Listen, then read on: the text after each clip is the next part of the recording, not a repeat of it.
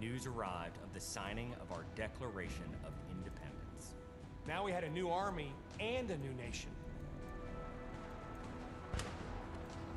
With little gunpowder, no shoes, bloody feet, few cannons, little training, and even less food. Valley Forge started in December. They went into winter camp in December of 1777. Approximately 2,000 Americans died that winter of disease. They lived through hell, but they never ever gave up. Not this army, not this first American army. Finally, Washington and his army arrived here at Yorktown, where Guys, they had going General live a little Cornwallis early, and his just powerful for a little British bit, army because we have a trapped Washington, in the D.C. city parade against the starting. sea. All of the preparation And the that weather's Washington kind has of learned through the course heading of those right towards 6.5 Washington, years D.C. right meets now, its so we're going full to just kind of force keep here an at eye on these Yorktown, storms and he and watch employs the it parade at the brilliantly. same time. Sailing from the Caribbean, the French Navy arrived and took on the British fleet. Washington decided to make his move. Our men began digging to get closer and closer to the fort, finally getting within rifle and cannon range. Naturally, George Washington chose to set off our first cannon shot. The British had two small forts in front of the main fort. They were called redoubts 9 and 10. Then, on the moonless night of October 14th, the American and French forces attacked the redoubts. The hand-to-hand combat with bayonets, knives, and fists was bloody, to say the Yeah, least. we have a couple storms But within an here. hour, we were victorious. Right on top And of as the sun Washington, came D.C. up the right next now, we day, have two more Cornwallis coming in, looked so they're out getting a and little realized bigger. he was in serious trouble. So We he have prepared an various all-out, couple severe desperate warnings in the counterattack. area too. It didn't work, and the British were forced to surrender. We were supposed to lose to the best army and the largest and most professional navy in the world.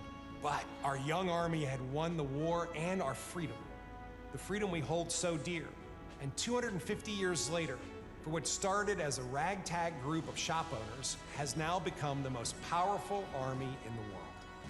Today, many things are very different from that army here at Yorktown, but one thing remains the same. An undying passion, guts, and love for our country remains deep in the heart of today's army. When I look into their faces, you can see it. That will never change. God bless the United States Army, and God bless the United States of America.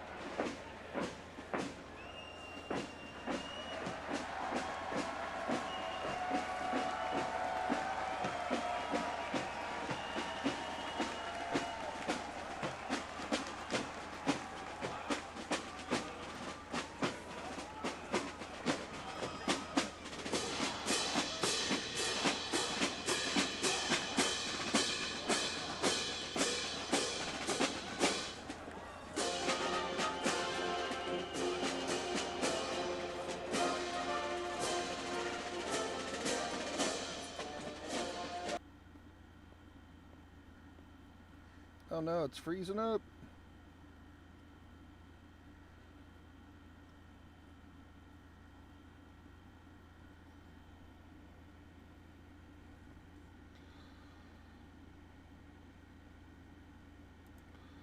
What's going on here? Looks like they lost connection.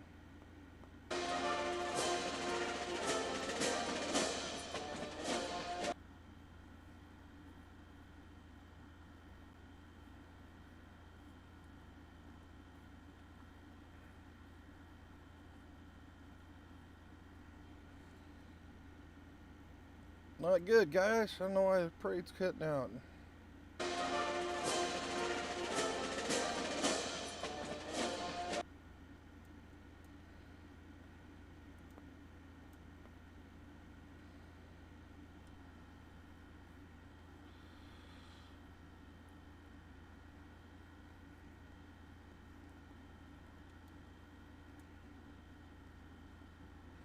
Everybody's screaming lag in the chat. Yeah, it's still continuously frozen, but I'm waiting for it to... Hopefully it comes back online here. I mean, we do have storms coming. I mean, we got a big one here, we got a big one here, we got this one right here. They're all coming right towards Washington. We got a lot of people outside right now. I believe they are not in our tornado threat today, no, but they are in the weather effects. Like, we're still looking at 2% chance for tornadoes up here in Oklahoma, same places last night, Washington, Nebraska, Wyoming, South Dakota, and whatnot. But we got a big source of rain coming up through Washington, so they're expected to see some pretty crazy storms up in Washington today. So that's why I kind of went live just for a little bit early here because of this. We're not expecting to see any tornadoes right now, obviously. Just, you know, some big storms, possibly some hail and some winds, right? Coming into Washington. Hopefully, let's try another source for the parade.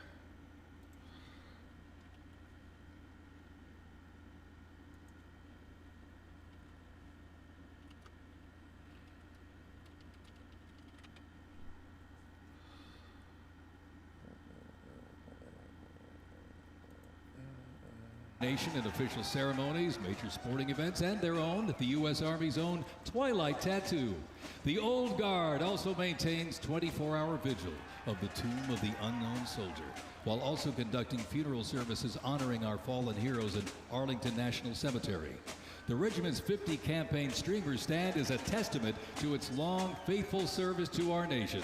Ladies and gentlemen, the 3rd Infantry Regiment, the Old Guard.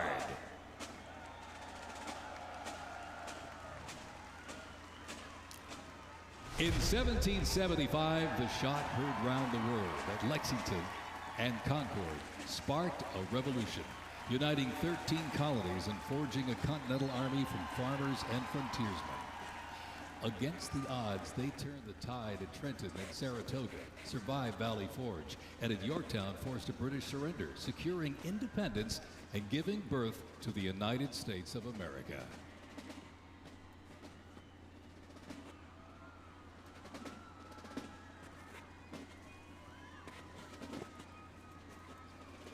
Before radios and field phones, sound was the signal. In the Continental Army, fifes and drums carried commands across the chaos of battle, telling soldiers when to advance, when to retreat, eat, even when to rest. That legacy actually lives on today with the U.S. Army Fife and Drum Corps, part of the 3rd Infantry Regiment known as the Old Guard. Founded back in 1960, they're the only unit of their kind in the armed forces. Performing in uniforms patterned after those worn by General Washington's musicians. Playing period instruments with patriotic precision, they bring history to life, sharing the sound and spirit of the Revolution through more than 500 performances each year, both at home and around the world, too. The Old Guard, Fife and Drum Corps, everybody.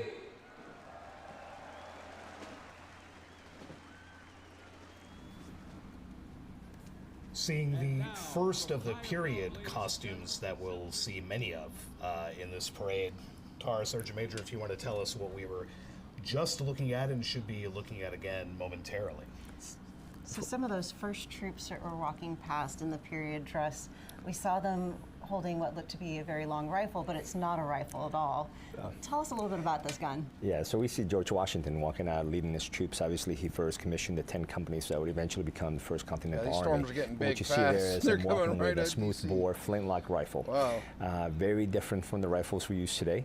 An expert marksman would be able to actually fire at most 3 rounds a minute. Sergeant Major, if I may interrupt for a moment, looks like we're seeing the first of the air festivities of this parade now. What Hey, I what's would know going on, is a Bentley? very overcast day with storms of the Not forecast going here live in for too Washington. long right now. We're basically So what's just covering interesting the about that is this was storms actually moving supposed in to on be the Washington, very end of the D.C. They parade. started the If parade 30 minutes early if these are because actually the golden weather's nights, really bad out here. That is because them. Not they're bad, but it's about to supposed be start pouring presenting rain the and there's president thousands a of people flag outside. to finish off the parade, but weather has been an issue all day today, so it looks like they made the decision to have them jump early. I agree with you. I think it will come down to ceilings and visibility for the aircraft to actually safely deliver them Drum Fries to and where they're supposed to land today. So we got this two big storms convecting, getting really big real quick down here. Parachute so team, coming up towards they are DC. actually going to land directly on the ellipse. I mean, they can land, as far as I have been told, they can land like basically in a box within a box. Absolutely. They're that good. They're that good. That's what they train for every single day, and they actually represent the Army all across the world.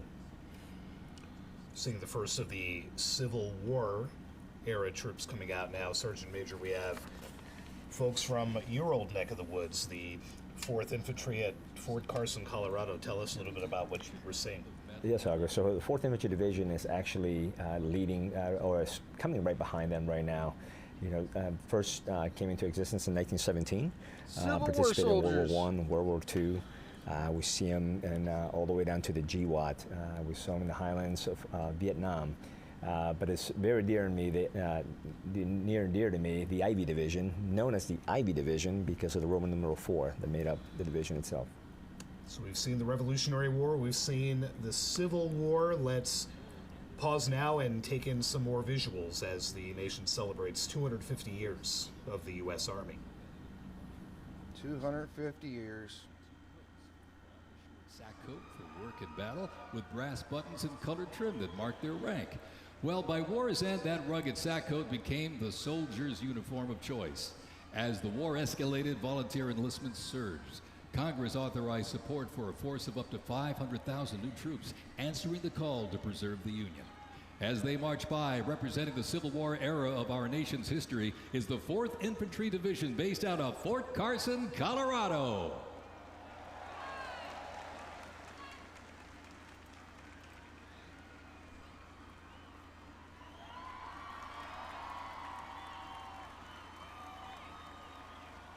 These guys parachuting in on tuxedos.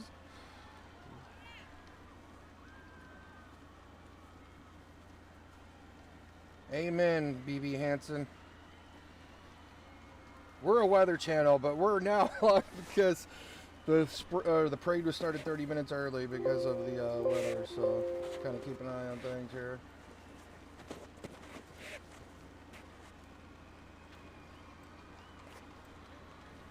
No tornadoes. No tornadoes, though. We're not worried about tornadoes in Washington, D.C. Just a big, nasty, severe thunderstorm. From Fort Cavazos, Texas, home of legends, the 1st Cavalry Division rides with pride. Born from the thunder of horse cavalry traditions of the Civil War, the 1st team forged its reputation on the front lines of history. They stormed Manila with the flying column, charged into Pyongyang as the first to breach the line and face the brutal crucible of Ia Drang. The first of 13 named campaigns in Vietnam where they proved their mettle. Today, that same warrior spirit lives on. You'll know the name, and you'll know them by their iconic Cav hats, elite soldiers, and cutting-edge equipment. Tough, fit, fearless. The 1st Cavalry Division is a lethal, disciplined force that stands ready to fight and win anywhere, anytime, and the legacy rides on. This is the Cav. 1st Cavalry Horse Detachment out of Texas with an interesting bit of fun. A very special guest who you just saw on that wagon drawn by mules was Doc Holliday. He's a blue heeler. He's the official scout of the cavalry and has been kind of a celebrity for the last couple of days. Everyone has wanted a piece of the dog. And also, like, Doc Holliday has his own barn. He has a full-time caretaker, and his barn is actually called the Holiday Inn. Joke was made earlier that OK Corral would have also been an acceptable name for where Doc Holliday should live, but a little bit of fun for the 1st Cav. Scenes from the National Mall. The rain has not yet started, but is expected to come down rather heavily here in Washington for all those gathered on the mall. The numbers were expected to be quite big with how many people were going to come down and watch, but there is the threat of heavy rain and flooding and thunder and lightning as well, which would then force the National Park Service to clear folks out. But we'll take a look at a cloudy shrouded, if that's even a phrase, a cloud-shrouded Washington Monument. More sights and sounds of the Army Parade as we go on. Our tornado threat's out Midwest today, so we may be going live for this later on this evening. Attrition, defined by opposing trenches, barbed wire, poison gas, and mass casualties. The United States initially maintained its neutrality, but was eventually drawn into the conflict in 1917. Despite having less than 130,000 soldiers at the beginning, the Army eventually grew to over 4 million, with nearly 2 million soldiers serving in Europe. In 6 months of fighting, nearly 50,000 Americans lost their lives, with another 190,000 wounded. The guns fell silent with the armistice of November 11th, 1918.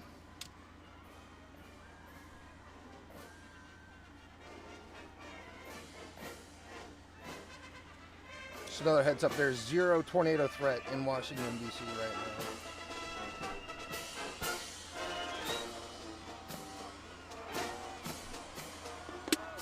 We continue on with more USA World War I rolling stock. This 1918 Dodge touring car was part of the legendary 1919 Transcontinental Convoy. 3,251 miles and 62 grueling days across the Lincoln Highway. Remember, no pavement, no GPS, and no power steering. Just grit, determination, and the drive to push Army mobility into the future. This car literally helped pave the way for the roads we rely on today, and reminds us when the Army moves, the nation follows. The 1918 Dodge Touring Car.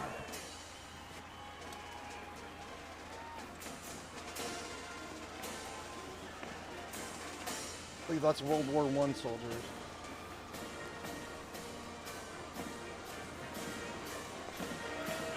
Headquartered in New York, this is the 42nd Infantry Division Band.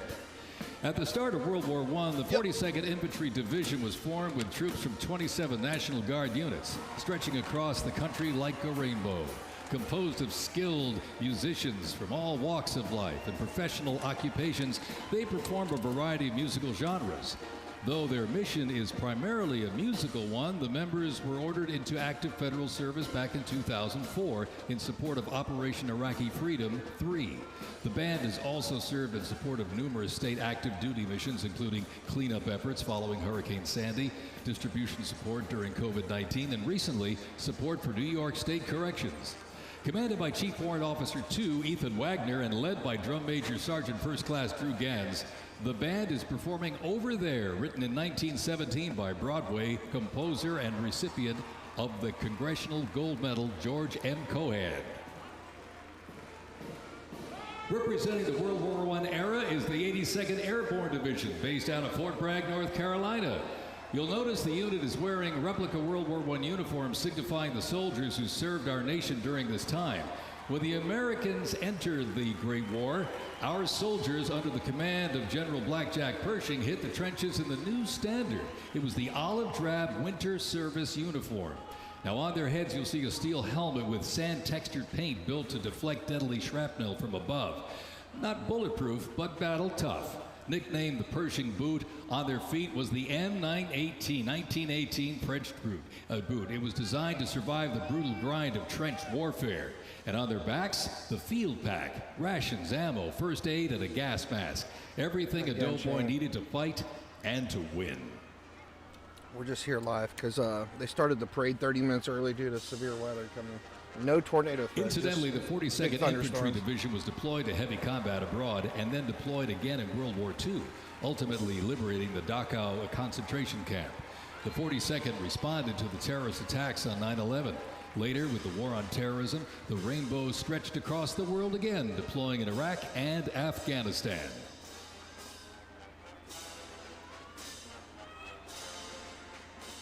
Thundering into view, the pride of Fort Sill, the U.S. Army Artillery Half Section. This is literally powered by horsepower and heritage. This elite ceremonial unit honors the legacy of the Army's horse-drawn artillery. With precision, discipline, and 6 majestic horses pulling a vintage 1918 caisson, the half section keeps tradition alive and rolling strong. Representing the power, pride, and precision of America's field artillery, this is Fort Sill's Please keep finest, it friendly ladies and in here, gentlemen. Giordano.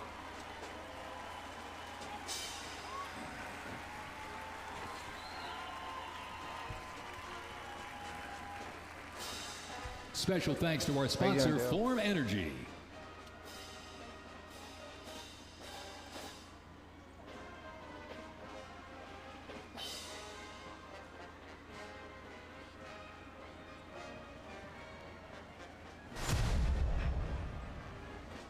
World War II, a global fight for freedom. In history's darkest hour, the United States Army was on the front lines. From the beaches of Normandy to the islands of the Pacific, the greatest generation faced down tyranny and turned the tide.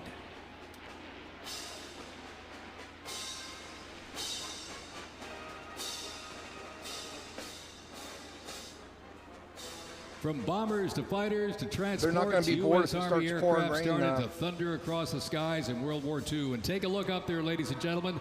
Flying overhead right now. They are fast, they are fierce, and famously used in the Doolittle raid over Tokyo. Leading up front, the mighty B-25 Mitchell.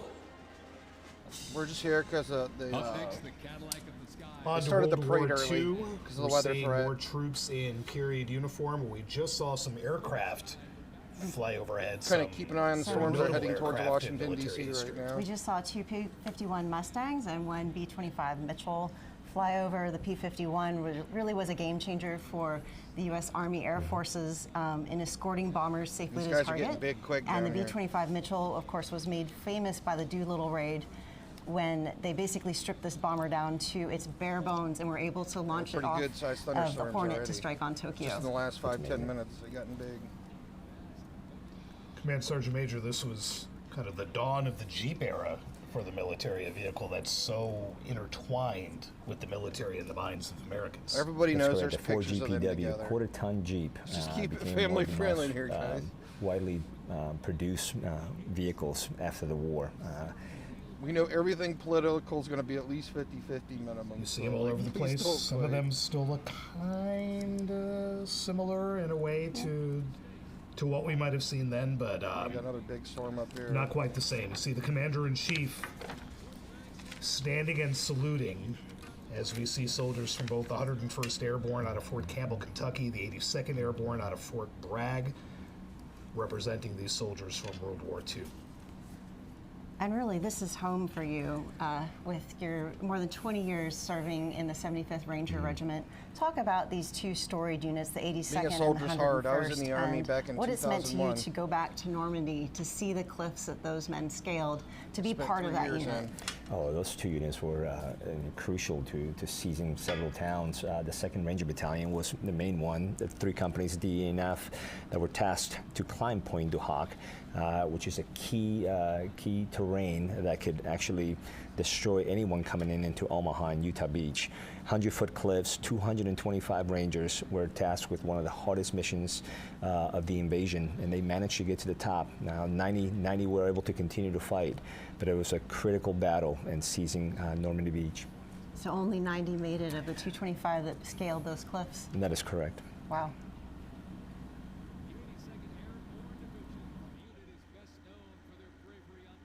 When 12,000 parachute and glider troops destroyed German supply lines after fighting for 33 days straight.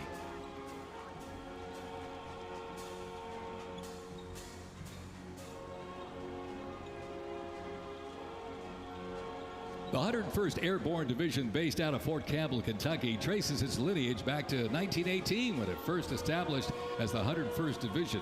Known for their ability to rapidly deploy across the world, the unit has held a crucial role in operation since its inception. From parachuting behind enemy lines on D-Day to leading helicopter assaults in Vietnam, the 101st redefined modern warfare. In the 50s, the Screaming Eagles stood tall at home, protecting the Little Rock Nine during the fight for civil rights. In recent decades, they've been sent across the world with stints as far as the Middle East, where they took part in Operation Desert Storm and participated extensively in the war on terrorism in Iraq and Afghanistan. The Screaming Eagles continue to lead the way as tomorrow's division in today's Army.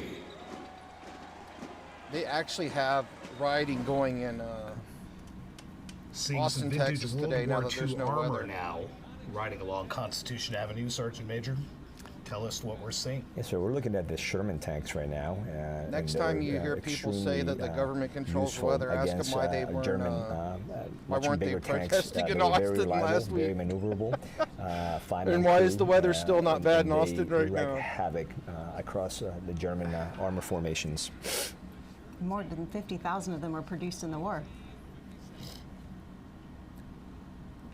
Perhaps the best It's known. just a parade. It's basically off the tanks history Army of has the United produced for States military. a long time It's until all that old stuff. M1 Abrams that we'll be seeing. We'll be seeing that one a little bit later. And I Yeah, can the see Sherman's that from smile World on War your face II. when we mentioned the Abrams. Sherman was a really bad tank too. World It War just II did being good because we celebrated had on Constitution so Avenue. many We'll of them. keep We had watching. thousands of them. And the remembrance of the Korean War.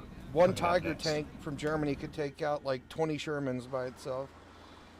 The Sherman was a really bad tank, so I wouldn't even call that a face of power.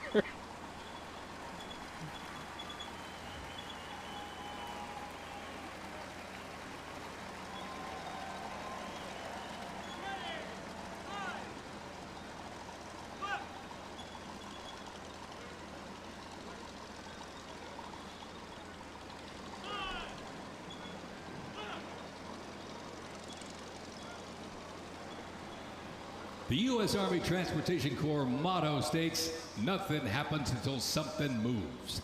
That was never more true than with this. Look at this, the 2.5-ton Chevrolet Deuce and a Half. 10,000 pounds of cargo and was the backbone of the Red Ball Express that kept the Allies supplied after D-Day in World War II.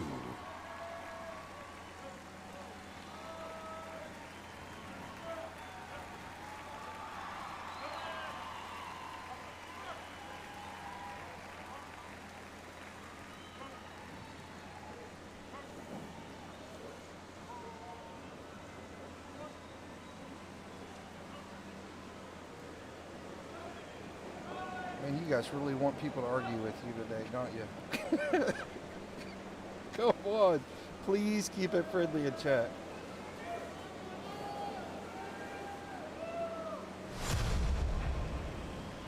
The Korean War, often referred to as the Forgotten War, began on June 25, 1950, with the North Korean Army's invasion of South Korea.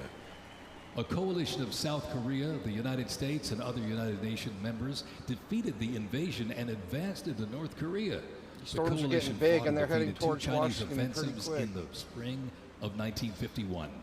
Armistice negotiations began shortly after that This defeat keeps in up, we July might of see some rain in the 1951 parade. until the armistice was signed 2 years later in 1953. Combat consisted of small attacks, raids, and patrolling. During this war, the United States deployed approximately 6.8 million military forces to the Korean Peninsula.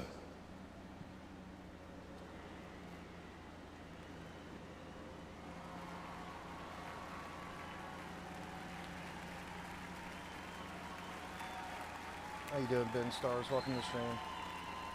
Look, there's no tornado threat right now, okay, guys? We just went live for a little bit early today because we have a bunch of big storms heading towards Washington. They Special started the thanks parade to our 30 minutes sponsor, early. Coinbase. We do have a tornado threat tonight that we'll probably be going live for later on.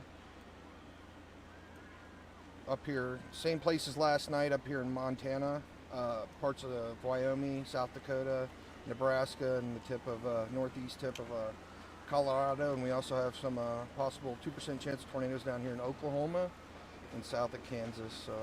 We will most likely end up going live at some The point. M151 kept rolling along as the lightweight, high-mobility general-purpose vehicle Yeah, that's for replacing the today. famed World War II Jeep back in Yeah, we don't 1961. have any tornado threat. Officially named the Military heavy Utility rainstorms, Tactical Truck, basically. or MUT, Thunderstorms. most servicemen generally referred to it as a Jeep. The vehicle spanned more than 40 years in 4 manufacturers and were everywhere that the Army was deployed.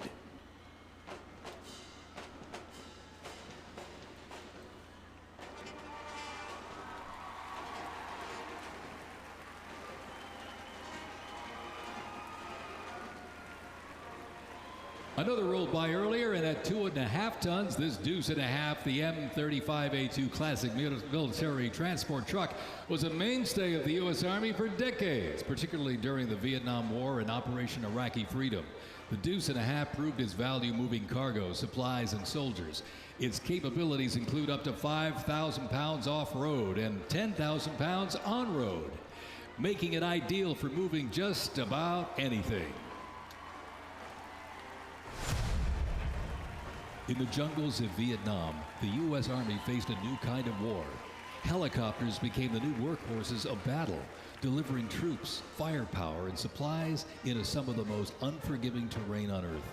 This is the U.S. Army in Vietnam, the era of air mobility, Definitely fierce see how foggy it firefights, is and out there. unwavering brotherhood. You can see all these rain shower clouds covering D.C. already. And over the music marching through, the roar of these legendary Army helicopters takes to the air. Flying overhead right now, they help define the Vietnam War. That staccato beat of the rotor blades was a welcome sound to many troops mired in combat. I think this is going to be the first From one to transport and medevac to close air support and reconnaissance, they brought the fight to the front and pulled the wounded to safety. The OH-6 Caillou scouted the terrain with unmatched agility. The AH-1 Cobra, also nicknamed the Snake, brought serious firepower. Its slim design, as you can see here, helped it survive and thrive in hostile environments to protect soldiers below. And the icon of the era, the UH-1 Huey, the first turbine-powered helicopter in service with the U.S. military. There was nothing the Huey couldn't do. General support, air assault, cargo transport, medic evacuation, and ground attack missions. The Cayuse, Cobra, and Huey, ladies and gentlemen, three iconic Army symbols in the sky.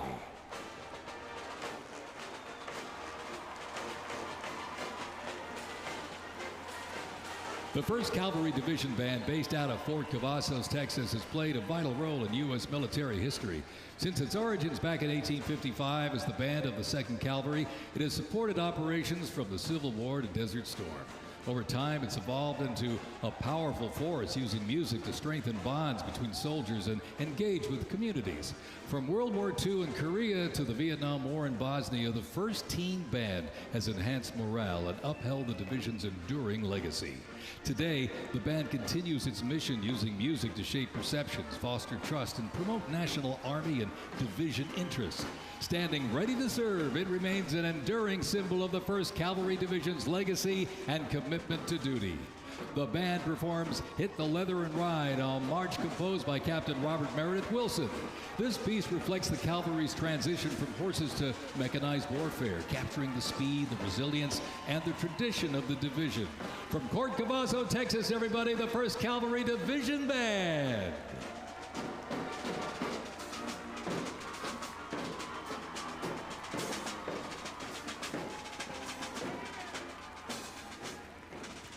The U.S. Army deployed large numbers of troops in support of the Vietnam War.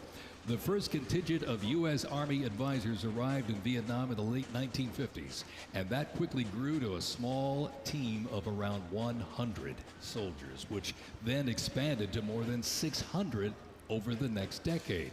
As the war intensified, troops' numbers quickly grew as the war between the South Vietnamese government and the communist insurgents supported by North Vietnam intensified. By January 1969, more than 364,200 soldiers organized around 7 divisions and 20 separate combat brigades. The United States began withdrawing its forces in July of 1969, and the last Army combat unit left South Vietnam in August of '71. The last U.S. combat soldier came home March 1973, while a small number of non-combat personnel remained until April 1975.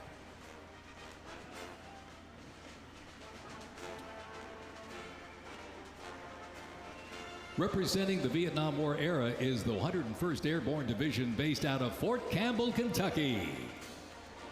The unit is wearing replica Vietnam War uniforms signifying the soldiers who served our nation during this time. Blistering heat, thick humidity, and unforgiving terrain demanded uniform innovation. And the Army, they delivered. New lightweight uniforms were constructed to move with the soldier. The M16 replaced the M1 Garand, calling for redesigned ammo gear. That's why they started it early. Combat. Body armor got smarter, jackets and trousers got lighter, the and field Winfred's equipment was reimagined to meet the mission head on. Gone were the heavy Mickey Mouse boots, replaced by canvas tropical combat boots that offered better grip, faster drying, and all-day endurance. Tornado, yep. Tornado's way over here out in the Midwest. So it's going to be later on today. later on today, we'll probably be live again. Special thanks to our sponsor, Oracle. If something acts up out here, if you see any tornadoes.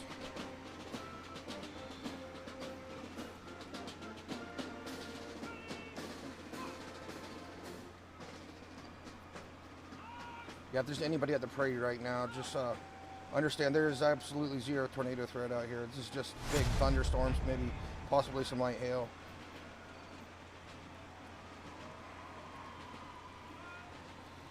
When Saddam Hussein's Iraq invaded Kuwait in August 1990, the U.S. Army deployed to Saudi Arabia to deter further Iraqi aggression in the region for what was known as Operation Desert Shield. By the fall, more than 750,000 troops comprising U.S. service members and coalition partners from more than 30 countries had assembled in the Saudi Arabian desert. I'm not sure how in long this mid-January parade is. 1991, the U.S.-led coalition began Operation Desert Storm, which kicked off with an intensive air campaign designed to knock out key Iraqi infrastructure and weaken Iraqi forces. The ground offensive was launched in early 1991, where military forces overwhelmingly destroyed enemy tanks and vehicles. After only 100 hours of ground combat, coalition troops liberated Kuwait, and the Gulf War ended with Iraq's surrender.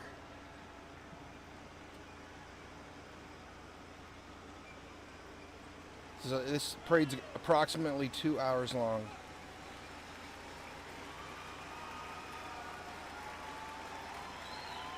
It began earlier than From originally Fort Riley, planned, 6 Kansas, p.m. this is due to the weather 1st concerns. Infantry Division, one of the Army's most storied divisions. Nicknamed the Big Red One because of the distinctive red on their unit patch. As the oldest continuously serving division in the U.S. Army, the unit has participated in every major operation since World War I, living up to its motto, Welcome to the no stream, mission too Ryan. difficult, no sacrifice too great, duty first. The 1st Infantry Division was originally established as the 1st Expeditionary Division in 1917 and spearheaded the American Expeditionary Forces in France during World War I. In World War II, the Fighting First stormed Omaha Beach on D-Day and liberated Nazi concentration camps. The highly decorated unit has had 37 members of the Big Red One awarded the Medal of Honor. In Washington, D.C., the 1st Division Monument stands in President's Park, memorializing those who died while serving in the 1st Infantry Division. Ladies and gentlemen, they are the Big Red One, the 1st Infantry Division.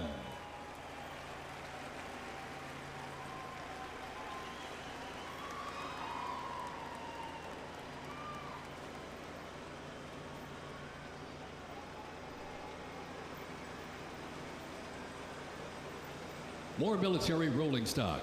During Probably Operation not doing Desert goose Storm, step the because empty of the Bradley rain fighting that's vehicle coming. proved its value Maybe on the they're trying to speed battlefield. up the parade. It is fast, it is tough, and it is lethal.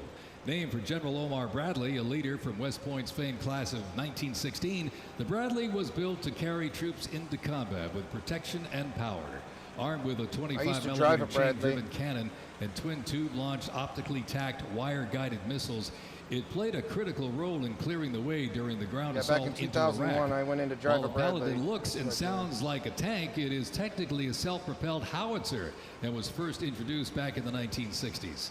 Over the years, it's been upgraded to perform in versatile battlefields from Vietnam to the Soviet Union. I drove the newer to version Iraq. of Bradley. No, not that one. That's from the 70s, 80s. That's the one I drove.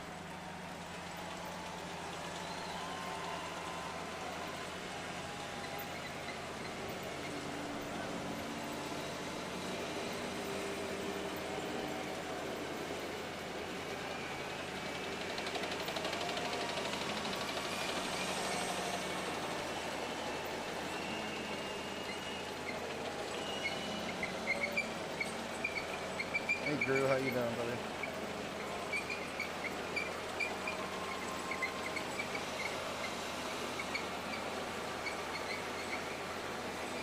Yeah, I'd say probably 80-90% of the people that watch our stream are from America. But we do get some international viewers on YouTube Shorts sometimes.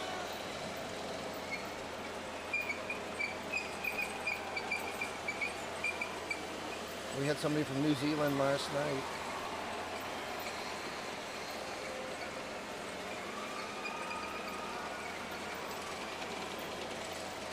I plan on expanding our coverage international though the storm season decides to calm down once summer fully kicks in.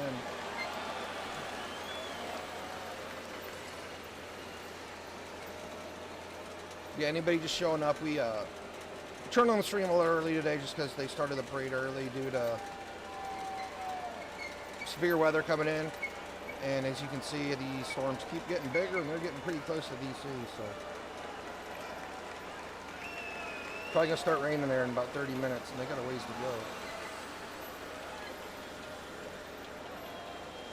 Hey Jacob, welcome in.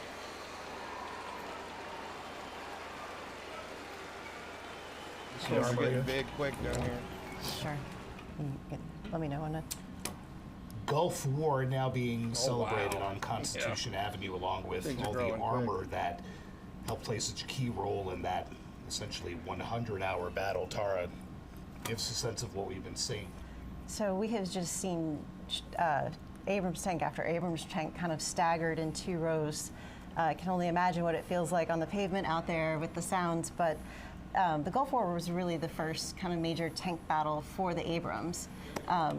Talk to me a little bit about the 73 East Indies War, because that was led by a young captain, then H.R. McMaster. We might see some hail and they were vastly outnumbered by Iraqi tanks and managed to just outmaneuver.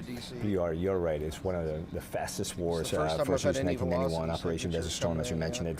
It was fast, reliable, lethal, but most importantly, it was survivable. The Bradley tank is operated, by 4. It's a 4-man crew right now, and is renowned for its 120 millimeter cannon. It also has a 50 caliber machine gun that's mounted, as well as a 240 millimeter machine gun that just causes havoc anywhere it goes. And I've had the pleasure of actually sitting inside of one and actually firing on the range, because one of my combat brigades changing had the tracks one, on the Bradley is a living it's nightmare. a phenomenal That's what made sight me to want actually to see not them rolling down the re-enlist. street right now. What does it feel like inside? Changing tracks on the is Bradley is the shaking when it hardest fires? exercise I've How ever are had to your do. eardrums? What does it feel like? Surprisingly very steady. You got to protect yourself just like anything else. You have these helmets to protect your hearing, but the gunners, and it's just the crew drill that happens inside there. The communication has to be locked and stacked for that gun to actually be as accurate as it can be, as it identifies the enemy. It is great. And then we've also seen a lot of towed artillery, notably howitzers of different types. And I was just wondering if we could talk just briefly about, what makes a system a howitzer? What is towed artillery? So we saw a couple different artillery pieces. The first one we saw was a Paladin. It looked like a tank. It sounds like a tank. It has the armor of a tank, but it's not quite a tank. It's a Paladin. It shoots 155 rounds. Equivalent to that is actually towed is the 777s. We haven't seen them yet, but we have seen the 105s, and those are towed by Humvees, as you saw. You'll see them all over combat brigades. They're the fastest way to get indirect fire to support your troops on the ground, and incredible range, multiple different types of rounds, and we've seen them really throughout the GWAT and before that as well. And something fun about the Abrams tanks, for weeks and weeks the city has been concerned about what sort of damage these tanks would do to DC's roads. The Army spent $3 million on plating and on preparing the roads, and actually had soldiers at Fort Cavazos take an Abrams tank and run it over plates 50 times to make sure the road was going to be okay. That seems like that was a pretty fun assignment. Oh, absolutely. I mean, we want to display, we want to showcase our tanks, we want to show the American soldier. Welcome back. But we were very cognizant of what could happen. I think we went through great lengths to actually ensure that we are protecting the city's Tornado from Tracker, DC. he made a video on how to understand and read the radar. Go ahead, link it in chat for you guys. If anybody wants to watch it.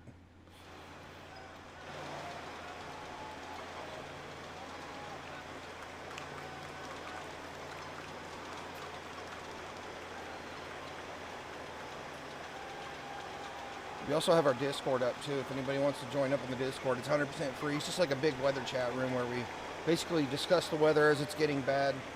Also has links to other streamers if nobody's live too. And all the storm chasers. Go ahead and pop our Discord in the chat as well.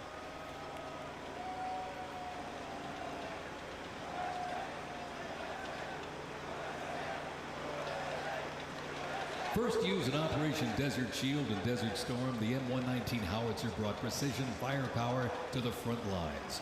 Lighter and more mobile than larger artillery, it was built for the infantry brigade, able to fire high into the air or directly at the target depending on the mission. Whether used in battery formation or as a standalone support weapon, the M119 delivered reliable, responsible fire when it mattered most. Still in service today, including on the front lines in Ukraine, it remains a trusted part of the Army's arsenal. Second one's for our Discord. It's just basically just like a big chat room. That's all it is. 100% free.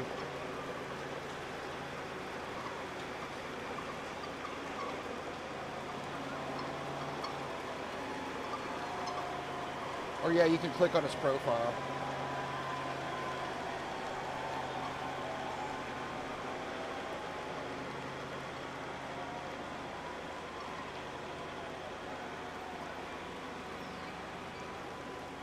Special thanks to our sponsor, UFC.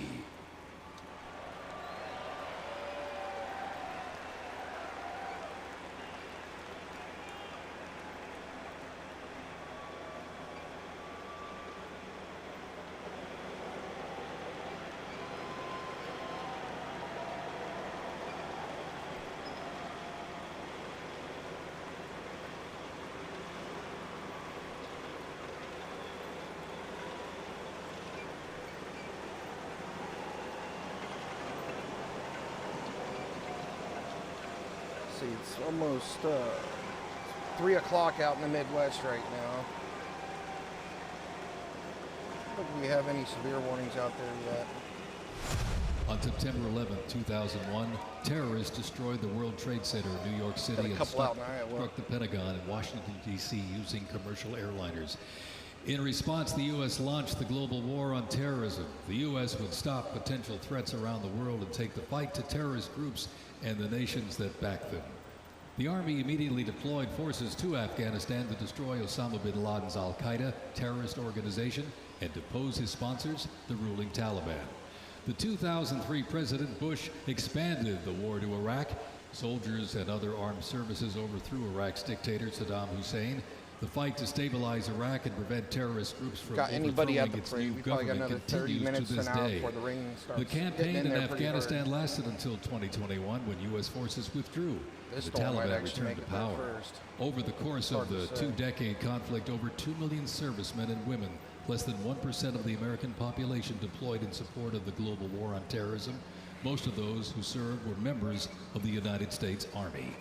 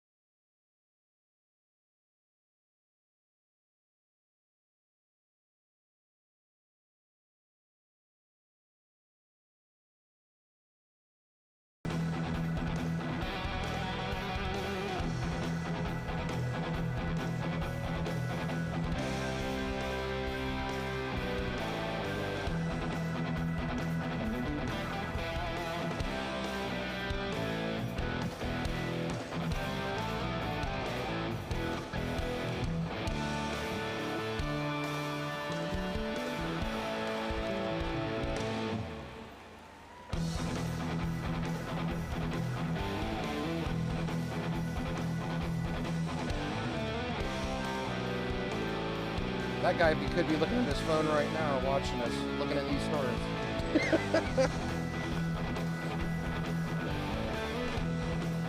They are definitely getting bigger.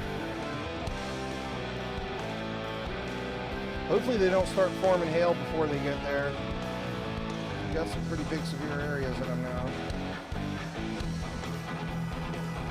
A lot of people outside. They're continuing to grow. They're almost up to 40,000 feet.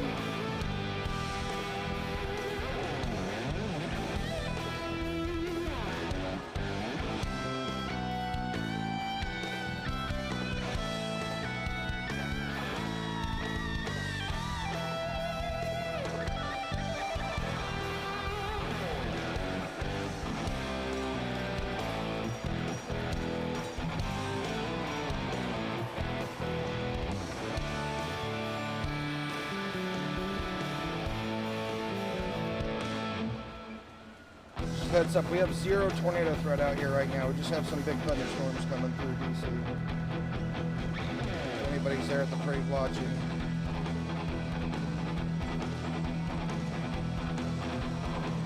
I'll check all the velocities. Just make sure. Yeah, we don't really have much rotation at all. It's looking pretty good.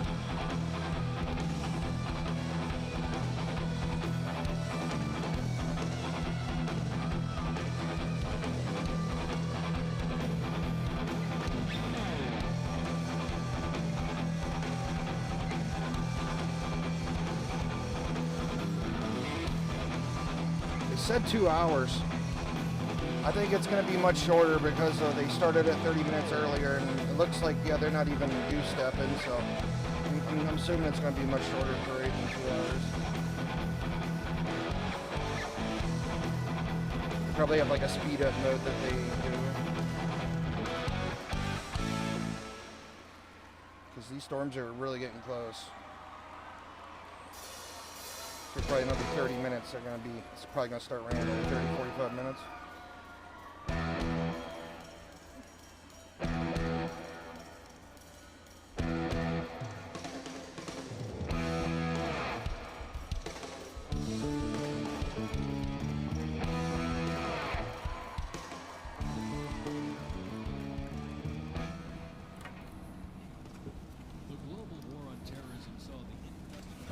We are looking now at the global war on terror. Before that, the Gulf War, which ended, of course, in 1991. It was 10 years later that the U.S. was attacked on 9/11, and that set off 2+ decades of war for the U.S. Army. Obviously, a lot of developments, a lot of different hardware, a lot of different battles in both Iraq and Afghanistan, and a gentleman who would know firsthand about that, Command Sergeant Major Alex Caprati, can tell us a little bit about some of that hardware, Sergeant Major. What have we been seeing? So what we're looking at right now, you're looking at a Striker vehicle. It's an 8-wheel, lightly armored vehicle. It has a crew of 3, and is able to carry up to 11 soldiers in its back, with fully combat load. There's so many different variations to this vehicle. You have, we're seeing a few of them right now. You have a infantry carry vehicle. You can actually put a mortar system inside of it. You can actually use it as a medevac vehicle as well. And there's different variants that allow commanders to actually communicate a lot easier in the battlefield.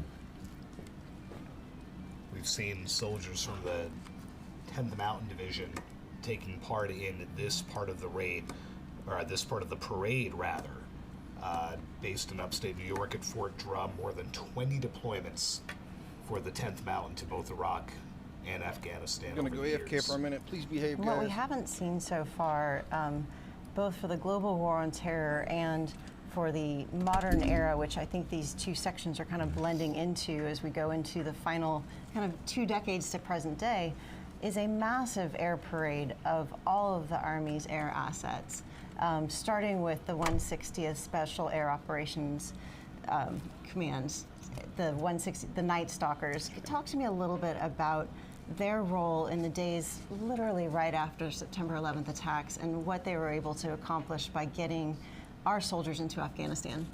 No, absolutely. I was very fortunate enough to actually train with the Night Stalkers, incredible pilots. I think we saw so many different aircraft in display today, the Little Bird, their DAPS systems, MH-47s, the MH-60s, highly trained.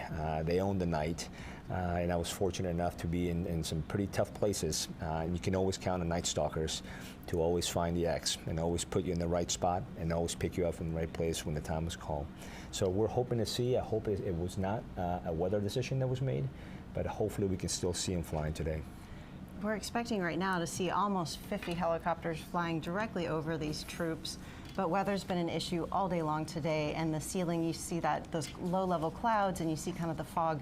That might have been a factor in the reason why we're not seeing them right now. But the 160th, they had a role in dropping off the horse soldiers and attacking the Taliban. Tell us a little bit about that mission and what happened there. It's I will tell you, when I say that you can bring them in at any time, anywhere, we find ourselves in some bad valleys there when we actually had them come in where no other formation would dare fly in the middle of an intense firefight, risking themselves, risking the aircraft, which is significant in how much some of those airframes cost, to actually put fire on the enemy, pick us up and take us off to the next objective. They're incredible. I mean, I'm not lost for words with some of the things that I've managed to see those people do with those helicopters. What are some of the vehicles we're looking at now? We're still seeing some Strikers right now. I'm trying to see what kind of variant this is. Hopefully they'll zoom out here in a second. We're still seeing some of the regular Strikers. So you'll see the Strikers can also be mounted by numerous amount of things. You have Mark 19s, which are 40 millimeter rounds. You have your 50 cal, your 240s that can be mounted on top as well. You have a 30 millimeter round that can be mounted on top, and of course you have your TOW missile that can be mounted there as well. And what we're seeing right now is still Strikers with a 50 cal. That one happens to have a 50 cal mounted on it right now.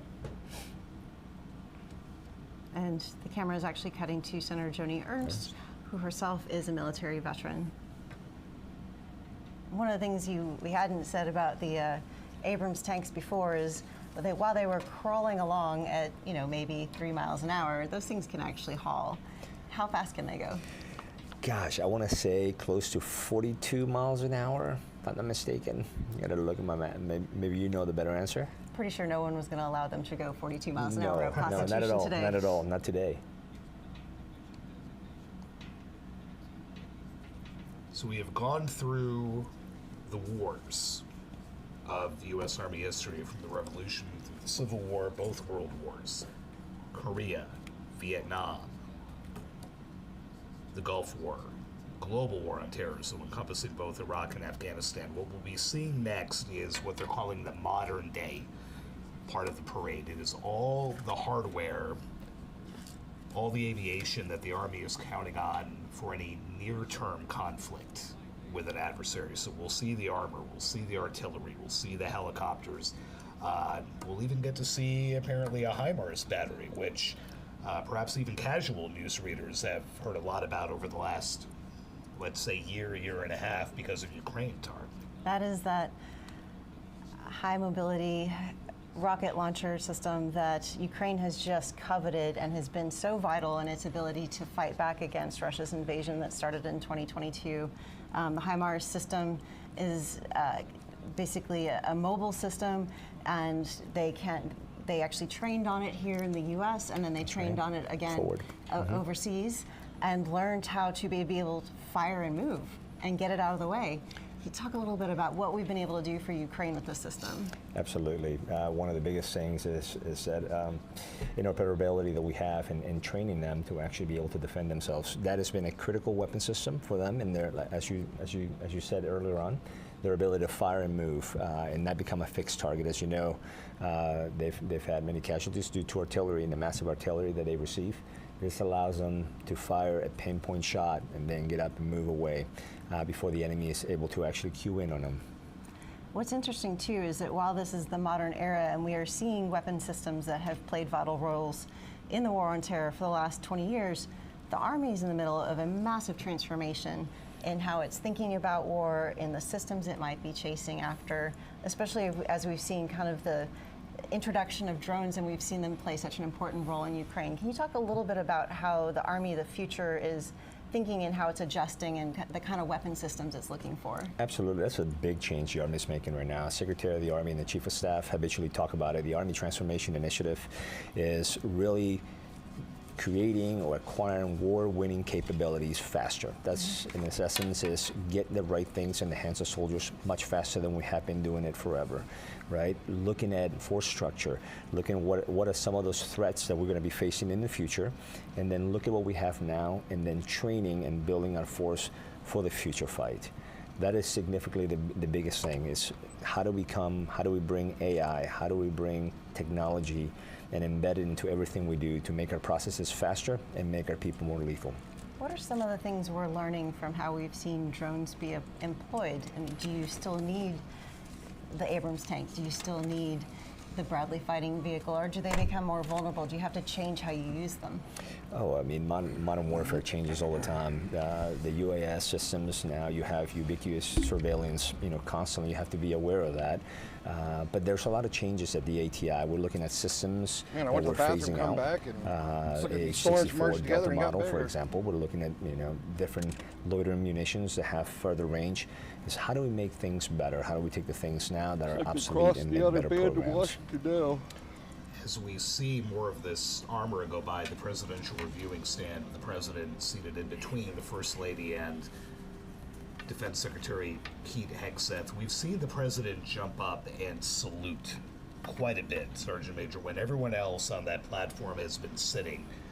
The one person standing and saluting has been the Commander-in-Chief, and we've seen, and we've been commenting on it privately for the last several minutes, the looks on the faces of these young soldiers who are manning these Strikers and the Bradleys and everything else. And you see it I there. don't see much the of a hill smiles signature and the anymore, so I'm waves. guessing what form most of it fell. Looks like there's a little bit forming back here. Can you put into words maybe what it might mean for some of these young soldiers to be taking part in this and being able to ride by and wave at it and salute and have a salute returned by the Commander-in-Chief? Sagar, I'm picturing myself inside one of those Abrams, inside one of those Strikers, and really the number one thing that comes to mind is pride. My family's looking at me. I come from a small town in Peru. They're watching me right now. This is what I've done. I'm defending my nation. I'm an American soldier. This is what I do. And, I get goosebumps just thinking about that right now. And the American people is watching. This is your army.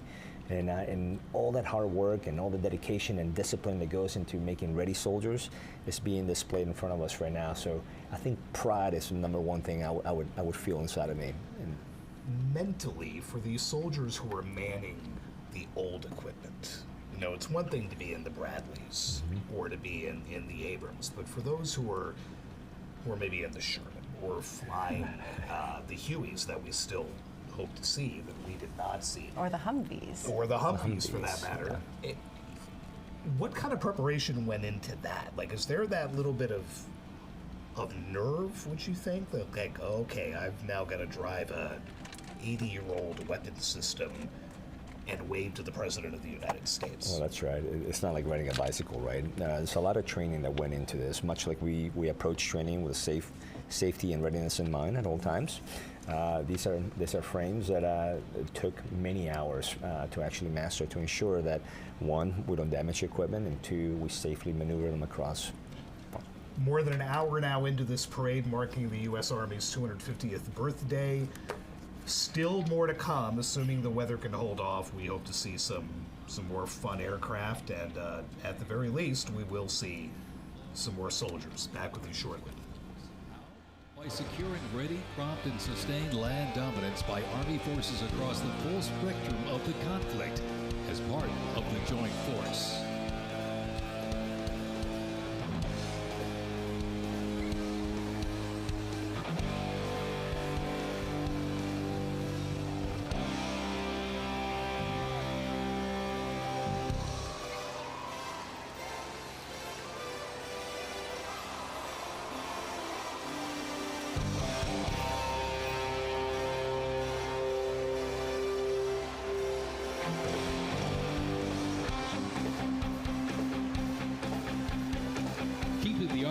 Forces battle-ready and nimble makes transportation for the U.S. Army a very vital element.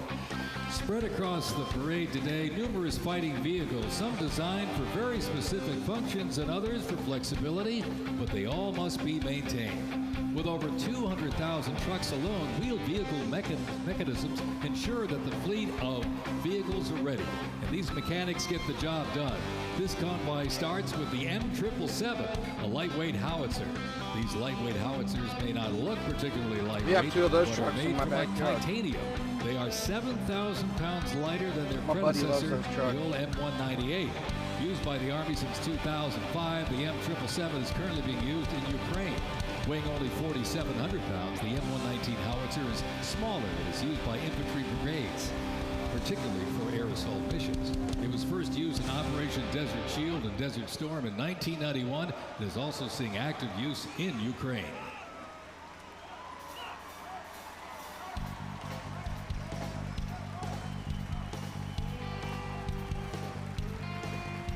The 7th Infantry Division, stationed at Joint Base Lewis McChord, has been seeing continuous combat action ever since activation in World War I.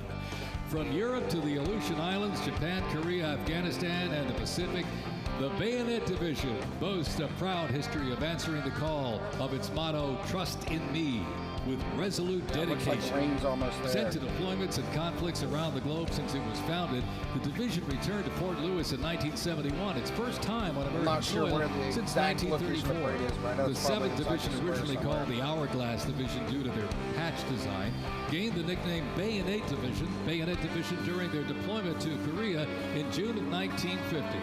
At Incheon Landing and during the liberation gonna of be Seoul, the they were credited with plunging the bayonet into the heart of the enemy, with 13 members of the division receiving the Medal of Honor.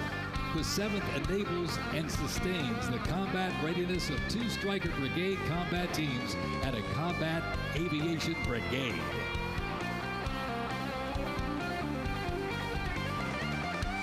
They also said they expected 200,000 people to come, but numbers are much smaller because of the weather.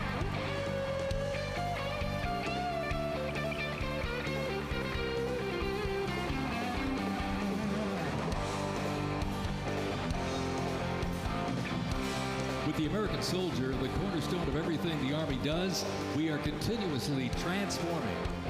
Army careers span the spectrum from attorneys to astronauts and mechanics to engineers. The Army's greatest asset is our people, the finest men and women our great nation has to offer, with a myriad of talents that make us stronger. Aside from its people, the Army's next greatest asset is its technology and equipment. Coming up next, these vehicles offer a glimpse of what the Army employs for readiness and battle. The portable howitzers and the portable Abrams tank were used extensively in the Gulf War, along with Bradley tanks and the infantry squad vehicle. The ISB provides enhanced tactical mobility of an infantry brigade combat team. This allows commanders greater freedom of movement and action. The ISB provides the warfighter with increased flexibility to ensure infantry units maintain momentum to achieve mission success.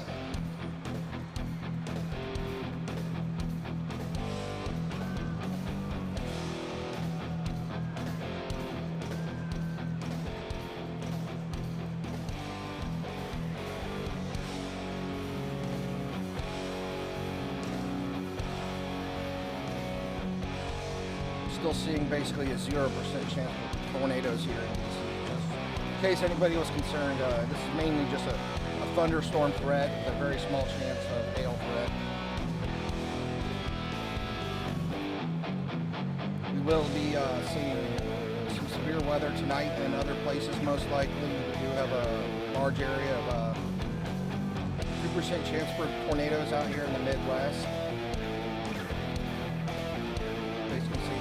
Last night, Montana, Wyoming, South Dakota, parts of Nebraska, very northeast tip of Colorado, and also down here in Oklahoma, Kansas. That's just for like our rainstorms. Yes, Washington and Virginia, definitely inside this heavy thunderstorm area, as well as our hail. Where we're expected to see hail tonight, so we have a very small chance in DC for hail tonight. And then our winds, so we're supposed to see wind. So a lot of it out through here. Chances of seeing wind. So we could see some wind from these storms coming through.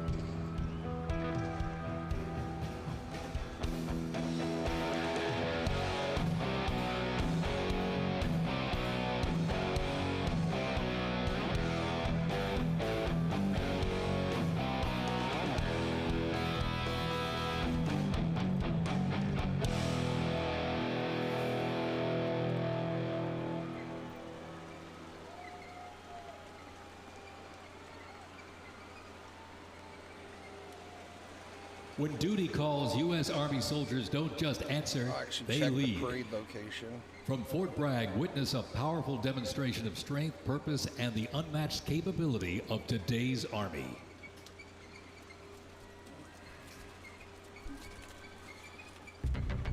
It's June 14th on.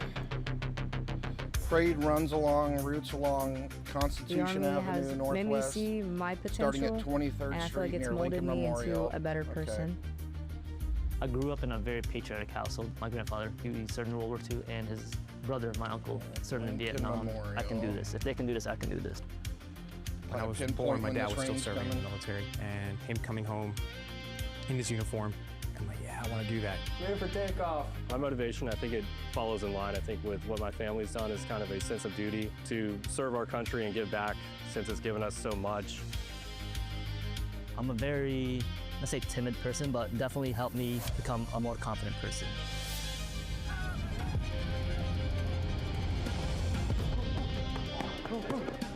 Working with a group and my peers, it really shows how much working with a team can strengthen you.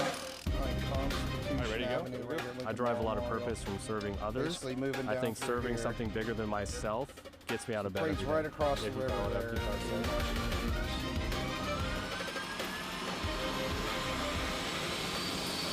I definitely pushed myself further than I ever thought I could go.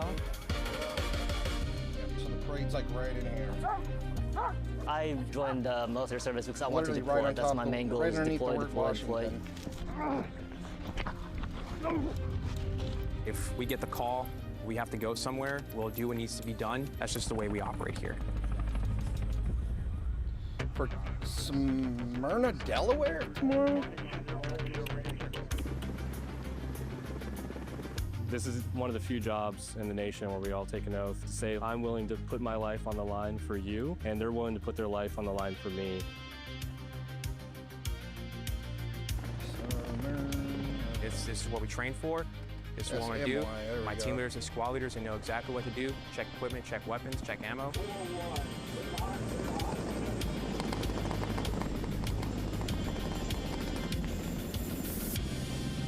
We're always ready to deploy within 18 hours and handle the mission at task. You guys just northeast of DC.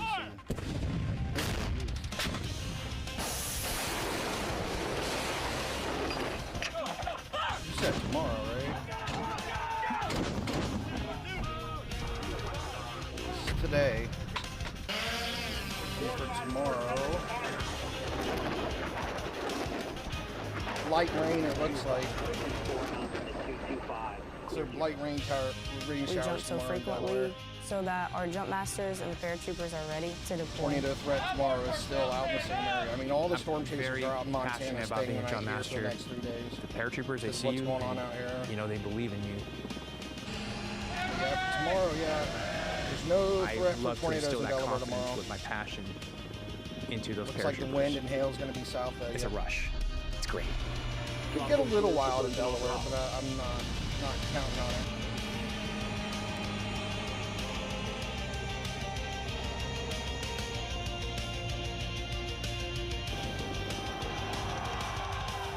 This week we honor 250 years of valor and glory and triumph by the greatest fighting force ever to walk the face of the earth, the United States Army. For 2.5 centuries, our soldiers have marched into the raging No fires takes of don't battle have toilets, and I wish. obliterated America's enemies. I don't know if the new I ones love the do, Army. but It is a great place to set when I in yourself up for 2003, success, 2001 to prepare yourself for the 2004, when I future. was in the Army, there God wasn't any bless you, toilets in them. God bless our soldiers, and God bless the U.S. Army.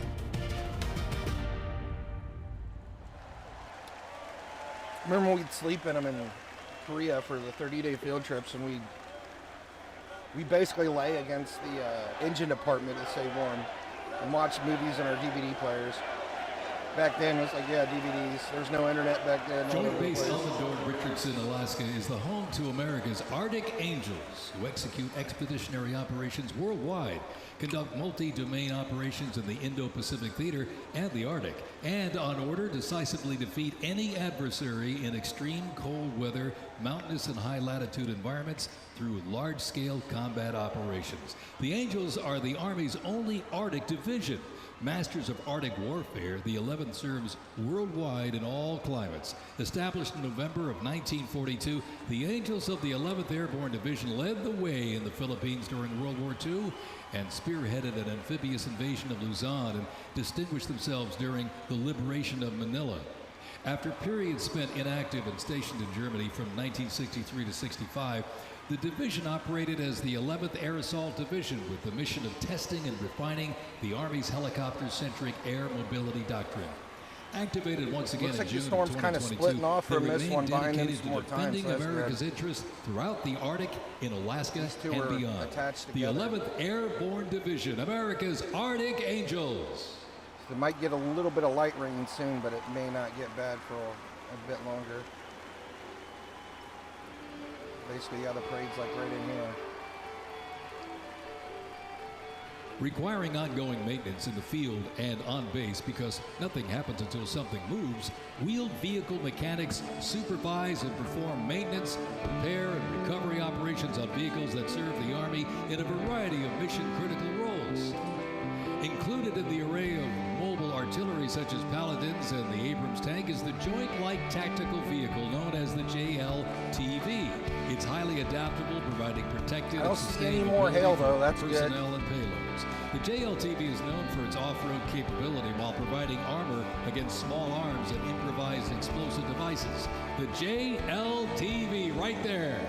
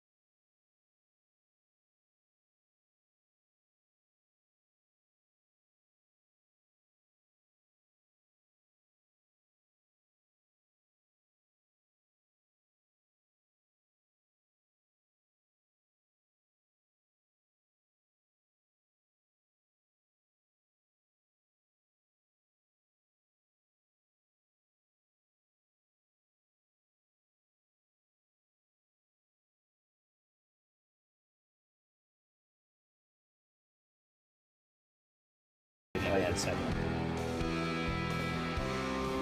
Apparently someone made him cry. We just saw Vice President Vance looking like he's having a good time, and now a thumbs up from the Secretary of Defense as the Army parade rolls on down Constitution Avenue here in Washington.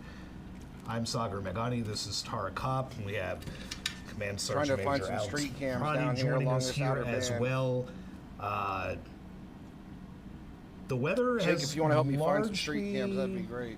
been better than people expected at this point. We have seen some delays in what we expected to be some aircraft flights, specifically a lot of helicopters that should have been in the air several minutes ago that we have yet to see.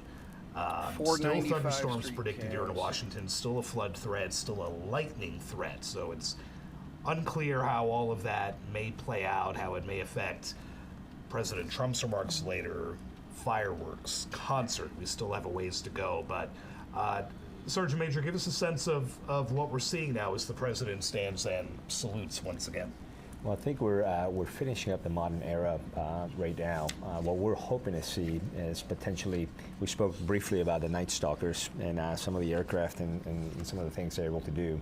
And as we finish up right now this parade, what we have at the very end is we have a lot of the service, the academies. We have VMI, we have the Citadel, we have the Aggies, Texas A&M, we have current soldiers going through AIT, and then most importantly, the future of our Army, which is prospective soldiers hoping to wear our nation's cloth here in the future. And that is what this is all about, and it's the future.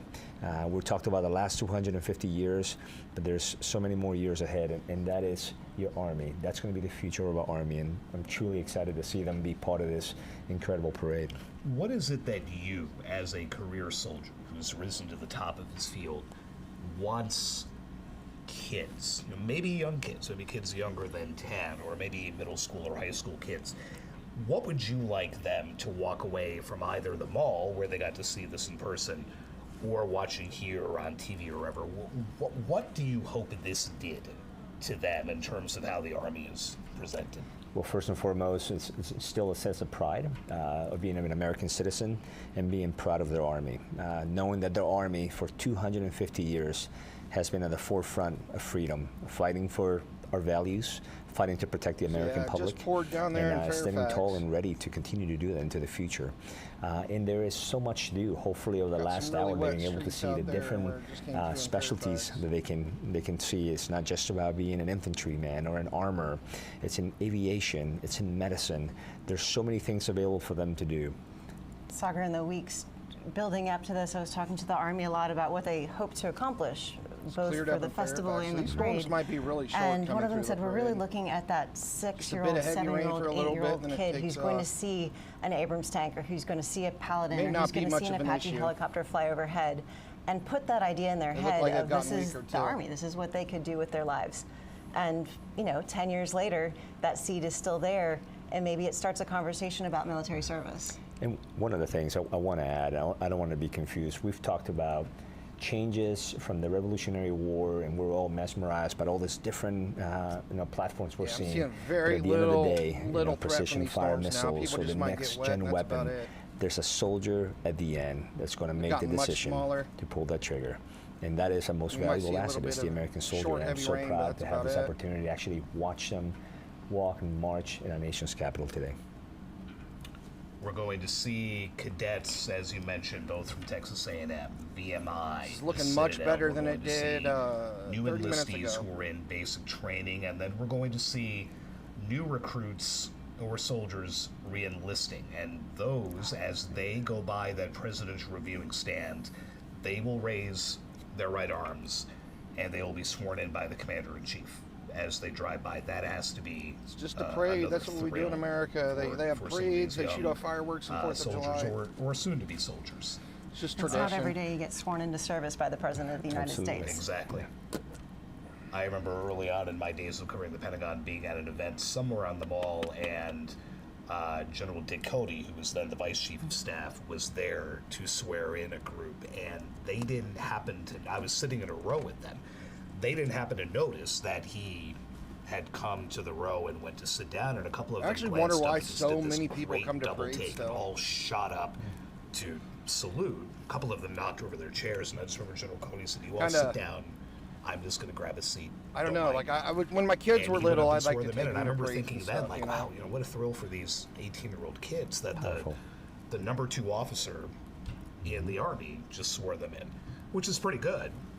I think Except when parades you have are the kind of commander-in-chief outdated though, getting since to do you know the whole big Even internet better. boom. Absolutely. And it's just You a think about tradition. it You know, now, they've been we doing it have for an 250 Air Force, and a Marine years. Corps, and a Navy, and a Space Force, but the Army really started a lot of this stuff. The Army had the first submarine. It was a single-person submarine called the Turtle, and it only went submerged 3 times. It didn't do anything it was supposed to do. It was supposed to be able to attach bombs to ships, but it was an Army vessel. You know, the Army had the Army Air Corps, and it had the Army Air Forces, and it had the first fixed-wing aircraft in war. So even though you are now known more Somebody as a told me ground government force with controls the weather. I believe you right helicopters now because I've and watched the combined storm air literally ground, fall apart. This you've is really close. kind of been And all then over on the place. Washington, You've D.C. spearheaded a lot of the initiatives that we have right now, technologically. I believe you just this moment. Let's watch some more of this armor roll Look how by, small this and storm's we will got. get to watching some recruits get sworn in, and like we had weather 2 holds big eventually, nasty some thunderstorms coming in. helicopters and some fireworks. Stay with us. I mean, this is really working out in favor for the parade.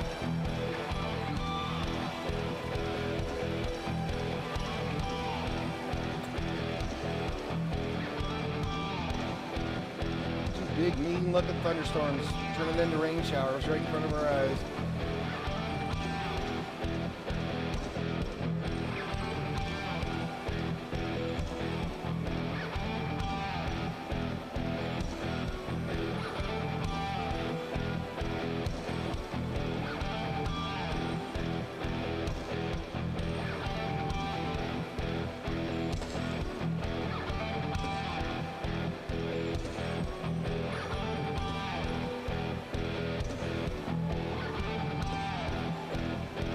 I mean, it's an overcast day, but it's looking really good now. The unit before you is a platoon from the Multi-Purpose Company's 2nd Battalion, 327th Infantry Regiment, 1st Mobile Brigade, 101st Airborne Division, Bastogne. They are showcasing the Army's Transformation in Contact Initiative, a program that allows the Army to rapidly test, evaluate, and equip our soldiers with the newest technologies. Modern, mobile, and mission-ready, the Bastogne Brigade continues to adapt to new threats while staying rooted in the fierce resilience that defined its birth. They are carrying the next-generation squad weapons, the XM7 and XM250, both equipped with the XM157 optic. The vehicles are the infantry squad vehicle, a new mobility asset that can rapidly move through most terrain types. The trailer is the S-MET, and it's capable of carrying heavy loads under its own power through restrictive terrain. This platoon is equipped with 3 types of small unmanned It's like a aerial little buggy systems. over to They the are left the or Ghost something. X, located on the I don't know if that's just a S-MET, camera for the the parade. C-100, and right above us there, the X-10D, which are flying above the formation right now. It's our drone.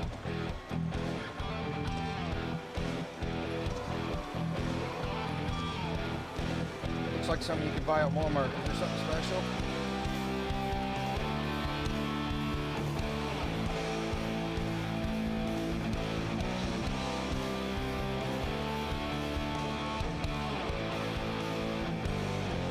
Only in 2025 drones are inside the parade.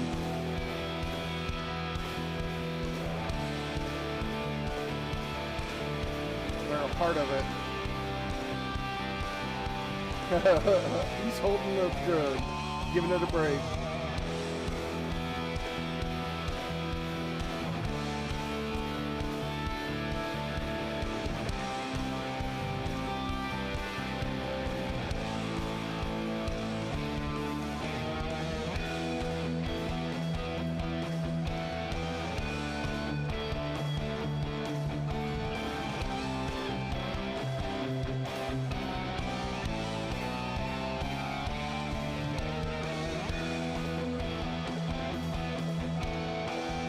Those new trucks look nice. It's a definitely a lighter option for the drummer, or the Hummer. They're probably much faster.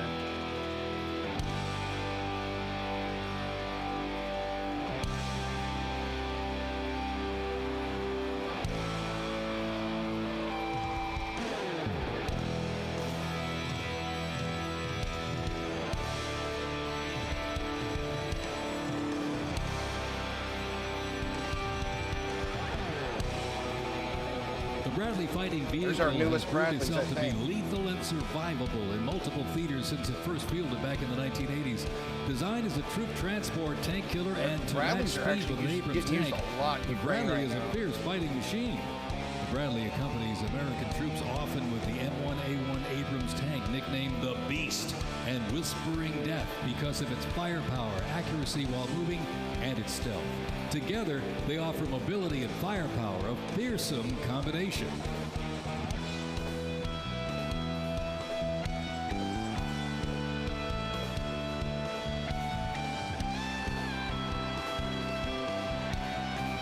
It's like all the updated equipment.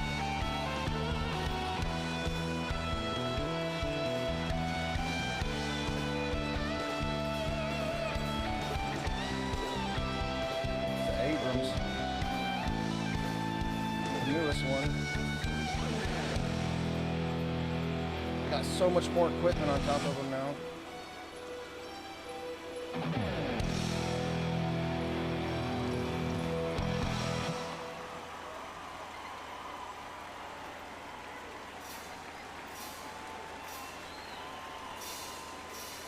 Personally, you know, I think I don't know why they would stack all that new equipment on top of the turret. They should probably put it spread out more.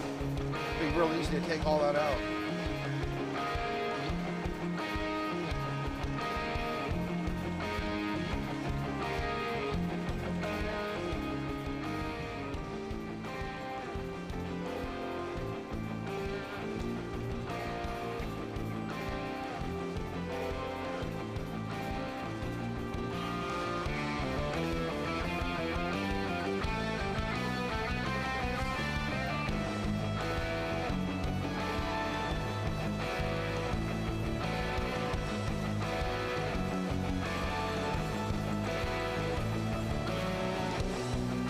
What's left of the rain looks like it's about 10 minutes away from downtown DC.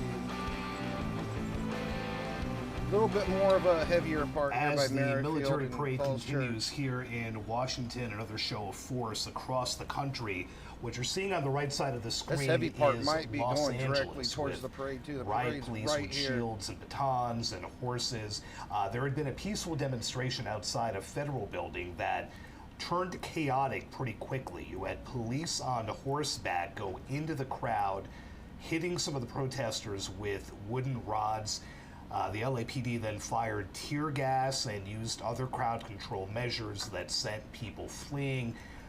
The LAPD issued a dispersal order, which was rather quickly ignored, and the crowd seems to have gathered itself again. One woman who was in that crowd pretty said sure this lightning was a could total cook food or burn 100% it. overreaction. We were peaceful. There's we were actually just standing there, and they there's a real decided to issue come of after lightning us. down in This is Florida. My friend's son got killed by a pretty lightning out on visual a boat. He was only representation 12 years old. That was on so sad. edge how many cities have been today. No King's My rallies. brother lives down in downtown cities Orlando. big and That's small, what happened to one of his from friend's kids. major highways to small town squares across America, even as the military parade There's is a lot of taking lightning place here down in in Washington. Florida, especially in Orlando, because they have so many thunderstorms come through all the time. But I know they split trees in Premier half. attack helicopter in Cook the trees world. inside and out real quick. The Apache entered service in the Light 'em on mid-1980s fire. and continues to evolve and modify to meet worldwide threats. It can deliver intense fire on the battlefield with an array of aerial rockets, guided Hellfire missiles, along with 30mm cannon fire. The aircraft you see here is configured with a sophisticated Again, on the right side of your screen, more action in Los Angeles. You see very heavily armed LAPD officers, both on foot and on horseback, as people are in the street. Again, there had been a dispersal order issued by the LAPD outside this federal building that many protesters decided to ignore. We'll have to keep watching to see whether this can revert to being peaceful as it was just several minutes ago, or whether tensions have risen a bit too high here.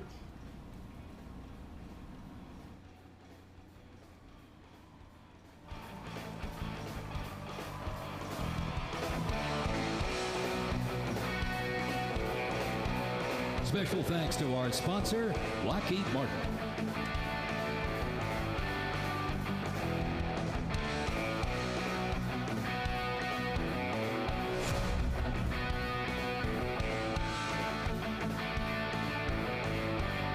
Now, let's roll on to the future of Army readiness. So everybody knows who this is, who we're watching up top here. This is Associated Press. Dogs reflect the latest If you want to keep watching them when we shut down the stream for a while until weather gets crazy tonight. This is what YouTube channel they are. Improve tactical awareness, reduce risk to soldiers, and enhance teamwork. Replacing soldiers, robot dogs can explore really not terrain into that trying to stick soldiers this, to traverse. keep this weather channel strictly weather Disposable related, but active defensive posture I know some people like the other aggressive news. capacity when armed.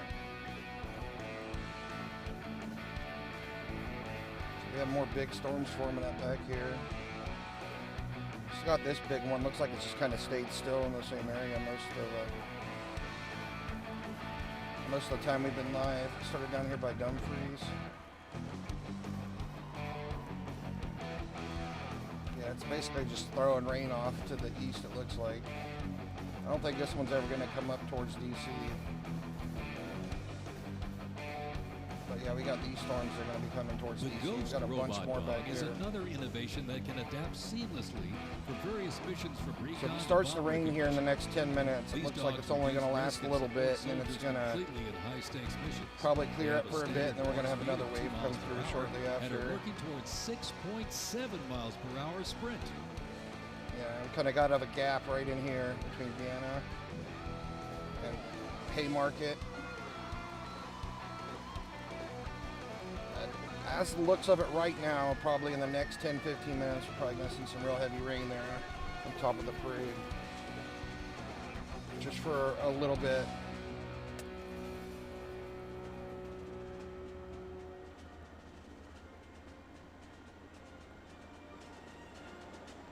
I haven't even looked at the velocities, let me check.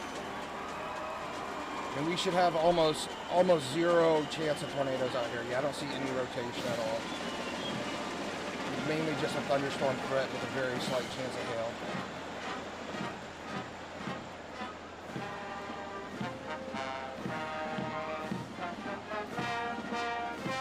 Tornado threat's going to be out in the Midwest tonight. Got a ways for that. Probably see that start back. I mean, all of our wind velocities are way high up in the air. It's really not a big deal. As the oldest continuously serving Army band and the oldest unit at West Point, this is the United States Military Academy Band, ladies and gentlemen. West Point Band traces its history to a single drummer and fifer appointed by George Washington during the American Revolution. Over the next 2 centuries, this band evolved into one of the most capable and versatile performing groups in the world. Same area. It's actually the next 2 days. We're supposed to have a tornado threat here in Montana, parts of Wyoming, parts of South Dakota, Nebraska, and top northeast corner of Colorado. We actually have a bit of a chance for tornadoes in Oklahoma. Yeah, no tornado threat at all in Washington D.C. This is just a rain/hail threat over here today. One of the I bet a most lot more people would have came to the institutions parade of if the world where leadership they is knew it was going to end up this forged good. and duty becomes destiny. This is West Point, So this is where we're supposed to where see heavy Army rain, leaders are basically. made. With the motto of duty, honor, and This is country, our wind West threat for Point the day. trains the best and brightest to serve their This is our country hail. as Army officers. Founded back in 1802 by President Thomas Jefferson, West Point is the home of the long gray line, a legacy of courage and excellence that Pretty includes small chance for 77 tornadoes Medal of Honor period today, but, recipients, you never 2 know. U.S. presidents, Grant and Eisenhower. Not and very numerous often we see generals, including Montana in John arrest J. ever. Pershing, You just Douglas don't see that very MacArthur, often. and Norman Schwarzkopf.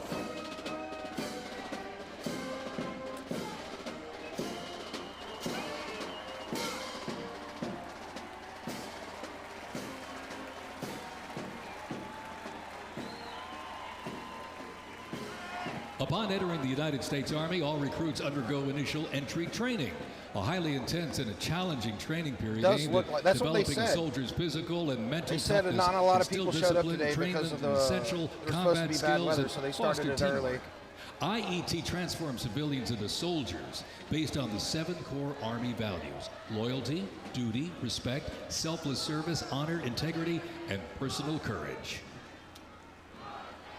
Let me check this guy's stream. I want to see how many people are watching the parade on his stream. I'm sure there's a ton of people.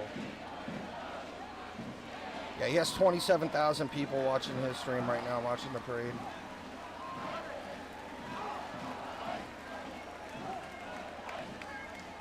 It's been raining all day in Ohio today. We got more rain right now. The Virginia Military Institute, on a mission to produce citizen soldiers, men and women educated for civilian life, prepared to serve their country in the armed forces. VMI counts a Nobel Prize winner, 11 Rhodes Scholars, generals, 7 Medal of Honor recipients, and a Pulitzer Prize winner among its graduates. As one of the nation's senior military colleges, students at Virginia Military Institute can participate in Army ROTC or the Corps of Cadets. While cadets in the Corps can serve in any branch of the United States military or pursue other careers, those in Army ROTC earn their commission as officers, ready to serve on active duty in the National Guard or Army Reserve. Each year, the Army Senior ROTC Blue Ridge Battalion commissions approximately 130 second lieutenants, ensuring that excellence in leadership continues in generations to come.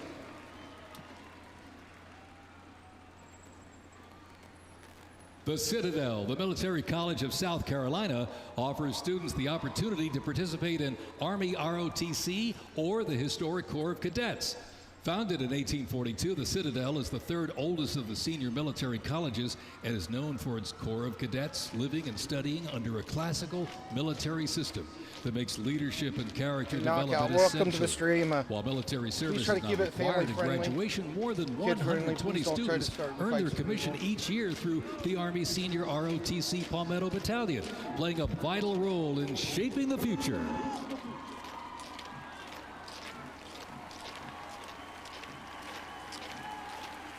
As one of the nation's senior military colleges, Texas A&M University is home to both Army ROTC and the renowned Corps of Cadets.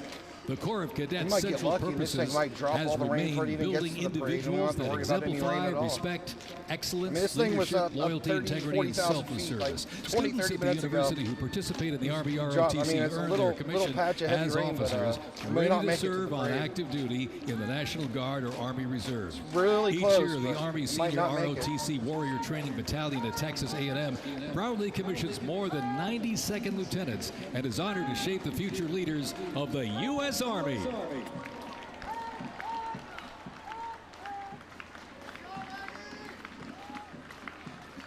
Might drop what's left of it on top of Arlington and just fall apart after that. We'll see.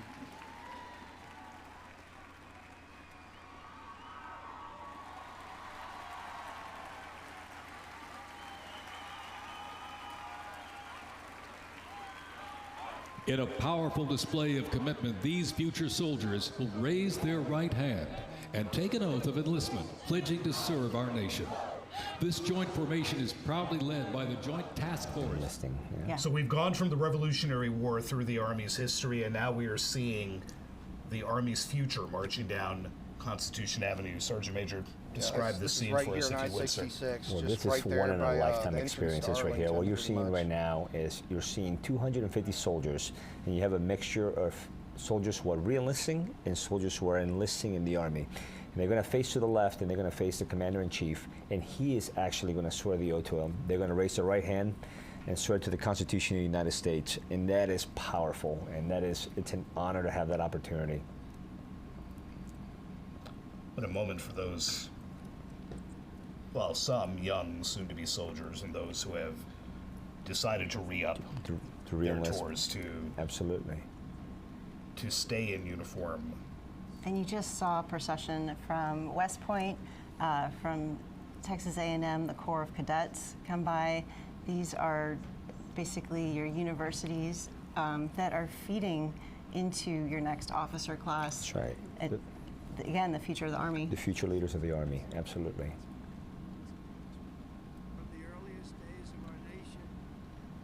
So that'll be one of the final acts of this in parade. The Arlington now. It's not Commander-in-Chief raining who that pushed so hard. hard for this parade to It happen might be done raining by the time it gets in the there. first place, going back 8 years now to his first term. Keep an eye on this camp a Will little bit, 'cause personally it's basically moving into this swear area of in Arlington right now. 250 American soldiers after a display that began about 90 minutes ago, a little bit ahead of schedule because the weather has been so unsettled here in Washington. They had to take this very carefully designed and choreographed schedule and change it up quite a bit. We've seen the Golden Knights parachute team go very early. We've seen many of the helicopters go very late. We saw just a few minutes ago, you had Apache helicopters, you had Chinooks, you had Blackhawks, you had any assortment of Army aircraft flying over Constitution Avenue, going right by. Just a heads up too, we have literally zero chance of tornadoes in Washington War, today. This is just a rain/hail threat. That's it. Maybe some the Army rain. was born before the country was actually a country. 1 year before the Declaration of Independence was signed. That I'm going to have to give back to the American soldiers that I'm going to be leading. Because ultimately, they don't. This has really went in favor of the people at the it's parade, that burden so of that's good. responsibility to be the best leader. And as a young officer, that's going to be exactly what I get to do. It's like it's I was been the constant cadet basic overcast training there, but first detail for the first 3 weeks. And I got to see the new cadets big come mean in storms from their pulling into families' Washington yet. homes and being in process on their very first day and watching them grow so quickly. I would do all the formations, and I looked out at these 1,000 new cadets, people who just come out of high school. They were completely different people. I don't think there's another institution in the country like West Point where the student body is so committed to furthering the mission of America and ensuring our democracy and freedom for generations to come. I'm really surrounded by the best of the best, and that's when I realized this is a place that I absolutely want to be. West Point itself is an amazing institution, but it only provides opportunities. The people here have to choose to take those opportunities and grow and lead and serve.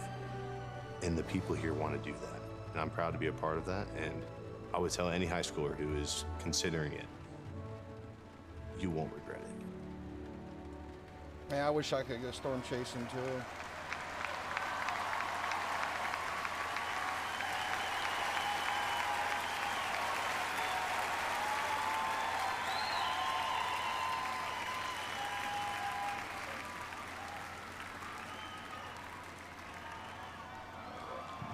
Yeah, still no rain in Arlington yet. Mr. President, First Sergeant Norton reporting for duty, sir. Ready to commence the ceremony as directed. I state your name. Do solemnly swear. It's definitely raining over here on that I will Williamsburg support and Boulevard. defend Not too bad, but it's raining. the Constitution of the United States of America. Against all enemies. Foreign and domestic. That I will bear true faith. And allegiance to the same. And that I will obey the orders. Of the President of the United States. And the orders. Of the officers appointed over me. According to regulations. And the Uniform Code of Military Justice. So help me God. Congratulations. Honestly, me neither, Vivian. Welcome I was in the Army to for the 3 years United too. States Army, and have a great life. Thank you very much. Have a great life. Thank This has you. been going for 250 years, actually.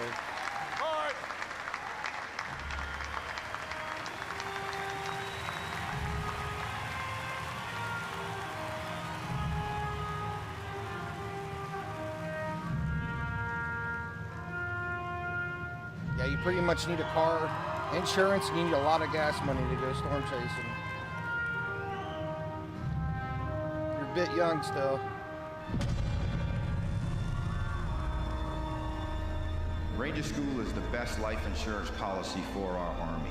It will always end with two people facing off with each other. Ranger School is the closest thing to Marines in the Army. Be able to close with and destroy the enemy and defend our nation's interests forward. Surrender is not a Ranger word. It's not an option. That's a serious I know that I'm not going to be able to really get to do this make you again. do some This is my serious chance. exercise in that one. It all starts at the legendary Ranger School, the crucible where these elite warriors are forged. It has been described as the longest approved gut check in the Army.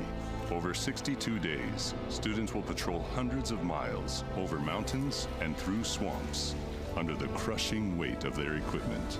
All the while, they are deprived of both food and sleep, forced to perform at the very edge of their physical limits. But it's not just the physical challenges that make Ranger School so intense. The mental strain will break these soldiers down to their core. If I have a come-to-God moment, I have to take my PC off, my patrol cap, and on the inside of that, my commander gave me a Ranger tab, the yellow and black one that you get during graduation, and I pinned it to the inside of my PC. Ranger School is not for the faint of heart, but for those who are up to the challenge, it is the ultimate proving ground. They already didn't have enough beds for the people in our company. And our eyes reminded us that we don't have enough beds because there's not going to be this many people by tomorrow. Just a slight reminder that there's too many of you anyways, and not all of you are going to pass. Rangers, if you don't figure it out, you're about to get another casualty. It's completely different than what people would think Ranger School is like, but you can't put that into words, so it's hard to tell somebody something that you have to experience for yourself. They got a saying, it's called as the tab turns. So Ranger School is continuing to change and to develop, but at the end of the day, it is the same, right? They're always going to put you in scenarios that is going to test like your ability to actually make decisions on the ground. As you go through Ranger School, it is a gut check. It's going to check you out. And what's going to get you through it is whether you have it or not. Thousands and thousands of soldiers train all their lives to come here, prepare themselves to come to Ranger School, and only a few hundred leave here every class with the tab. It's not for everyone. I'm not going to leave until I get it, so just buckle down, stop complaining, and just get the job done. A little bit. Inside, this is just on the east side of Arlington right here.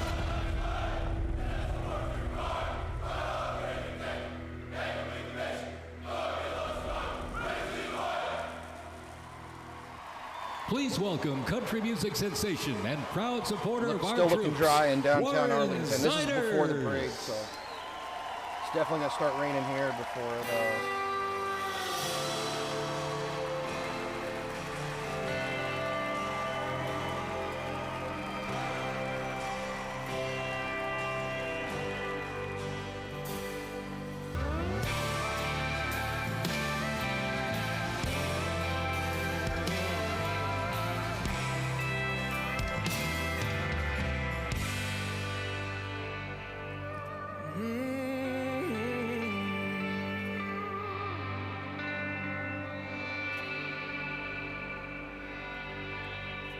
This storm might actually go completely north.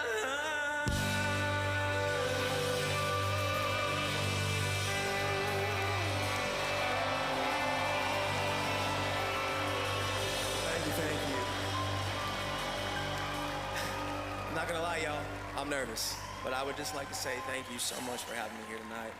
I am just so fortunate to be here in front of y'all, and thank you guys so much for what you guys do, and honestly, happy birthday, y'all. Happy birthday.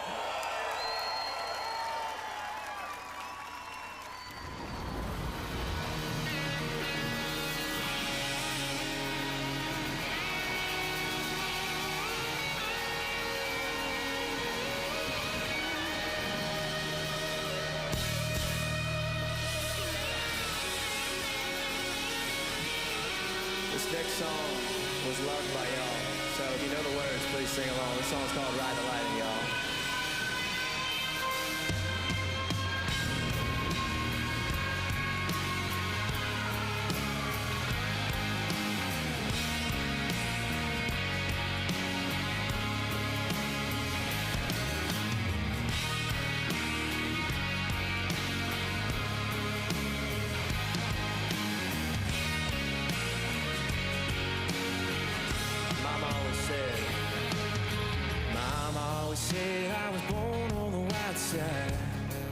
Yes, she did.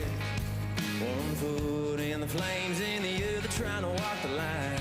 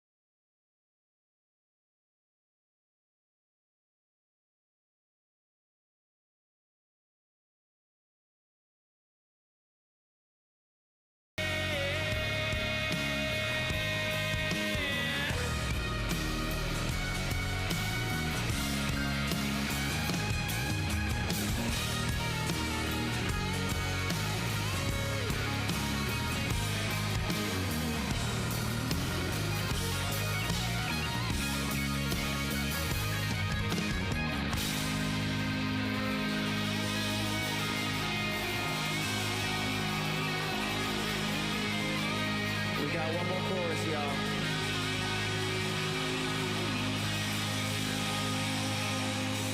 Gonna ride the lightning, feel the thunder, till the darkness pulls me under.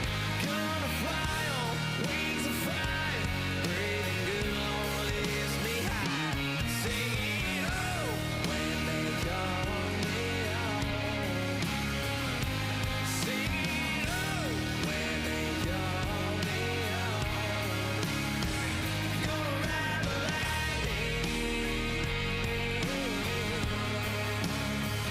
Gonna ride the lightning.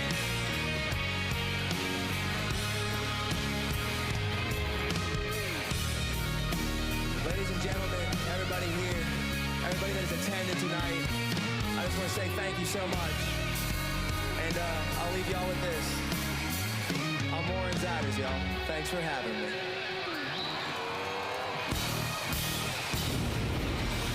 These storms are pretty big back here, but so were the ones on top of Washington. So It has been my honor, probably a ladies good and chance gentlemen. these I really mean that. Thank you so much. fall apart before Happy they make birthday it as to the well. Army. Happy birthday to our President, Donald Trump. Amen, y'all. God bless America, baby!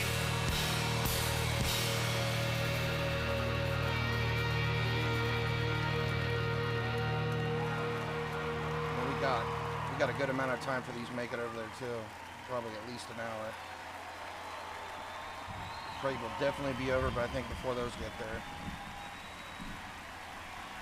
Looks like this storm's gonna basically miss the parade. It looks like it's going more northeast now. It definitely rained a This good week bit we here in honor Arlington. 250 years of valor and glory and triumph by the greatest fighting force ever to walk the face of the earth, the United States Army. Each Oh, of it's you been on the dissipating field for a today is while. among the most talented members of your generation. You could have done anything you wanted. You could have gone anywhere. You could have Definitely gone to very any overcast school. on top of the parade. Matt's incredible heroism helped ensure that not a single American soldier died in the Battle of Shock Valley. For 2.5 centuries, our soldiers have marched into the raging fires of battle and obliterated America's enemies. The dignity, daring, and devotion of the American military is unrivaled anywhere in history and any place in the world. Our soldiers do not rest until they win. Our citizens know that you're standing guard, killing terrorists, crushing our enemies, and keeping America safe. But you're also keeping it strong and proud and mighty and free. This week we remember that we only have a country because we first had an army. As President of the United States, let me express my undying gratitude for every soldier here today, for every veteran and their incredible families, and for every patriot who has worn the uniform. Our debt to you is infinite and everlasting. With the grace of God, America will always prevail.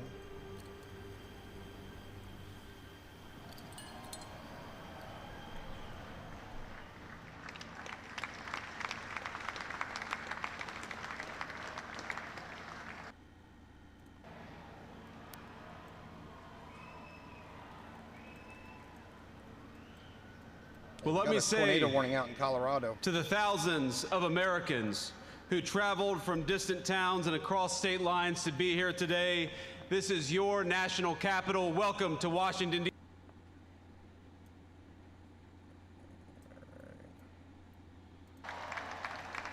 Let me look at this tornado warning out in Colorado real quick.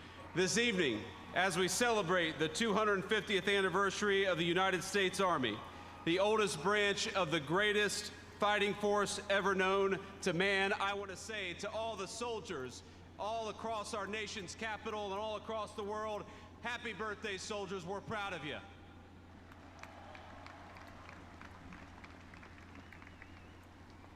And I want to say you represent an unbroken line of greatness, of excellence. And one of the things the President of the United States has told his entire administration, northeast of Denver, for the Vice President on down, is that we must remember that the young men and women who put on the uniform and serve this nation are our most precious resource.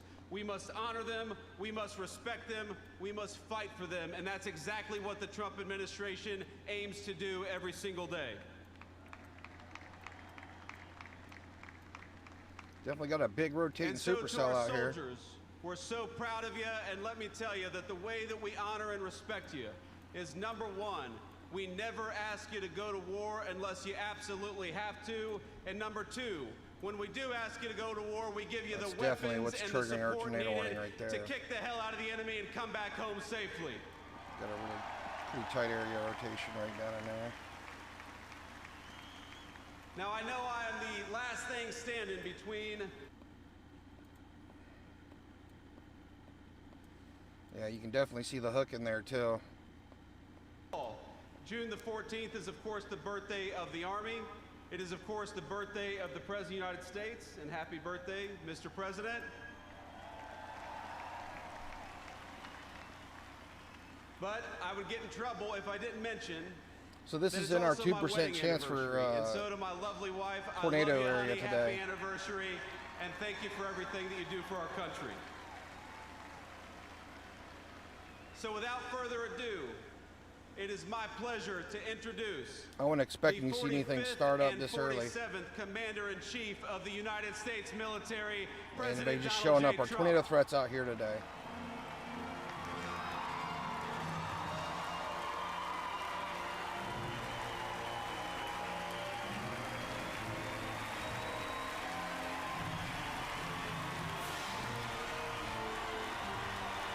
Gonna go ahead and pull up a second app so we can continue to monitor the storm over top of the parade.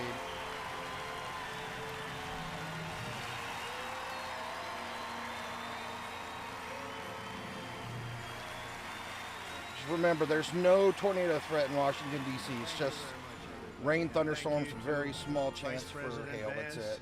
We're not worried about any tornadoes out in wonderful First DC. Lady. And above all, thank you to the greatest, fiercest, and bravest fighting force ever to stride the face of this earth, the United States Army. Thank you very much. Because the Army keeps us free, you make us strong, and tonight you have made all Americans very proud. They're watching from all over the world, actually. Made them all very proud. Every other country celebrates their victories. It's about time America did too. That's what we're doing tonight. And watching this magnificent display, our souls are filled with gratitude for every generation of warriors who have worn the uniform all the way back to the very beginning. Rotation is right in here. So to every veteran across our land, and right here in our nation's capital, including 6 recipients of the Congressional Medal of Honor, we love you, we honor you, and we salute your noble service to our flag and to our country. As we celebrate tonight, Kind of got a pretty tight we also gauge think here of on the that latest hundreds of scan. thousands of Army soldiers who have made the supreme sacrifice for our nation and selflessly laid down their lives in every war, from the Revolution to the War on Terror. To the Gold Star families with us today, the courage of your heroes is the bedrock on which our entire nation stands. You can really see it well We from this thank radar. you. We have a lot of side lobe Yes, we contamination thank you. from the one up there. Today we But from commemorate the Denver an event that did not radar, just change you can American definitely see it history, before but it goes to the changed hail. the history of the entire world. Put a pretty good amount of With broad the rotation creation here of in this thing with the America's hook. Army on June 14th, 1775, liberty got its shield and the freedom got its sword. Those first Army patriots in the American Revolution fought against a fearsome enemy and impossible odds, but they were armed with a righteous cause. They were led by an indomitable commander, a truly great man, General George Washington, and they were united by an eternal creed. Their motto was victory or death. There's really nothing Over left the of this past storm. 2.5 centuries, our I think our warriors chances have shown of unrivaled rain valor inside on this parade fields now of are battle very around the slim to globe. none. With the frostbitten feet and This bloody one's actually got a fist, good bit of rotation they down have here by marched Brentsville. into the flames and fury of combat, charged It's up really mountains, broad, but- stormed beaches, waded through torrents of gunfire, and leapt into we got anybody in skies here that's thick from the with parade, smoke and shrapnel. I think we're golden for the rest of the parade. I US don't think we're going Army to has see any driven rain in bayonets downtown into Washington, the heart D.C. of at this point. sinister empires, crushed the ambitions of evil tyrants. Beneath the threads of American tanks, it's done so well, it's done so much, and sent the devil himself flying into full retreat. And Google just started Time and talking again, to me out of America's nowhere. enemies have learned that if you threaten the American people, our soldiers are coming for you. Your defeat will be certain, your demise will be final, and your downfall will be total and complete.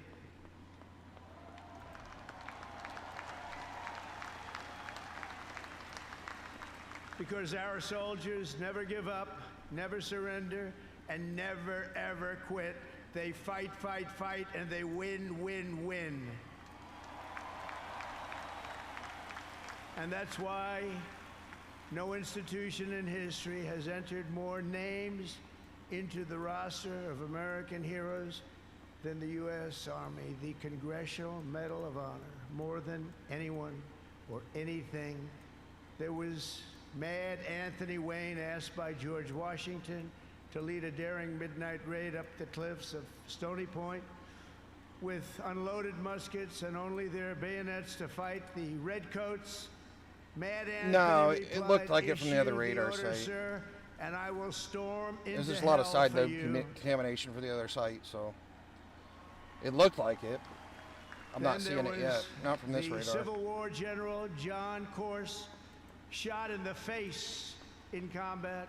We're seeing He this storm fired from off a message to his 5,400 feet commander. from this radar. I am sure connected a to Denver. cheekbone It And originally one took year, me to I am Cheyenne, able to whip the hell out of Cheyenne, all of Wyoming them. radar. But yeah, there's a He lot stayed on the of side front lobe lines, contamination it from hail seemed from this forever. radar. So In World War II, there was the great see it from 4,000 Creighton feet Abrams, from this radar, but yeah, it's not besieged giving us on all proper reading. sides by the Nazis at We'll the stick to the Battle Denver of the one. Bulge. He boldly proclaimed, "They've got us surrounded again, the poor bastards." This is the fighting spirit and unyielding force of the U.S. Army. It has never changed, and it will never, ever change, because It's definitely there a is big no rotating earthly supercell. force more powerful than the brave heart of a U.S. infantryman or an Army Ranger, paratrooper, or Green Beret. They are the best, they are the finest. From Bunker Hill to San Juan Hill, from Gettysburg to Guadalcanal, from Yorktown to Shiloh, and from the trenches of the Argonne to the mountains of Afghanistan, the Army has forged a legacy of unmatched courage, untold sacrifice, and unequaled and undying glory. Our soldiers have poured out their blood by the bucketful on Missionary Ridge and Heartbreak Ridge, on the sands of Sicily, Normandy, and the Philippines, and on the dusty streets of Da Nang, Baghdad, and Fallujah. Thanks to their extraordinary service and devotion, 250 years later, America stands tall, America stands proud, and America stands I think this free. thing's out in the middle of nowhere, We're the too. hottest country Check in the Google world Maps right out here. now.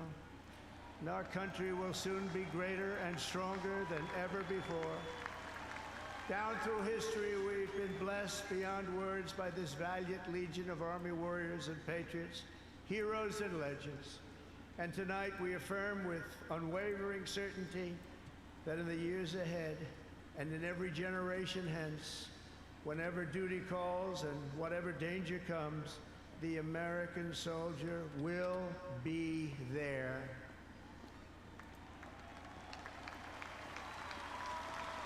No matter the risk, no matter the obstacles, our warriors will charge into battle.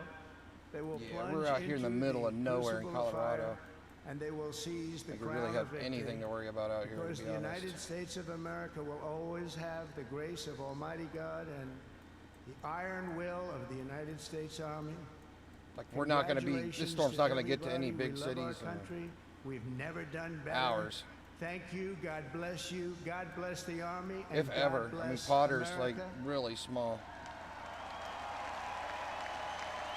If it even makes And it now up I'd there. like to ask Sydney as our well. great First Lady to join me. Basically the at first two podium. cities this Thank storm you would very make it much, to. everybody.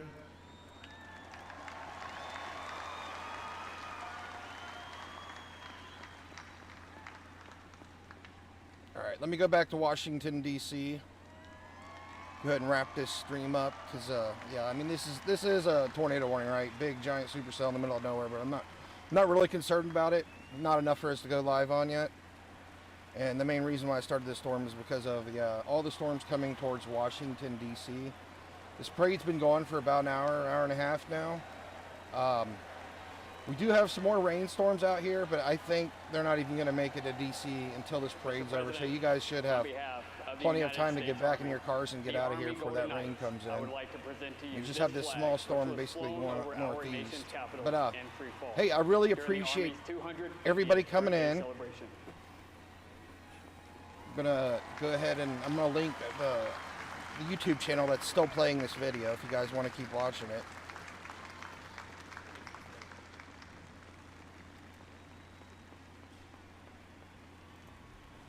I don't know if the link's gonna actually work for you guys, but this is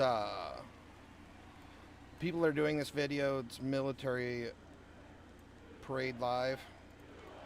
I'm gonna link the title of the video. And it is Associated Press is the YouTube channel. I'll link that too.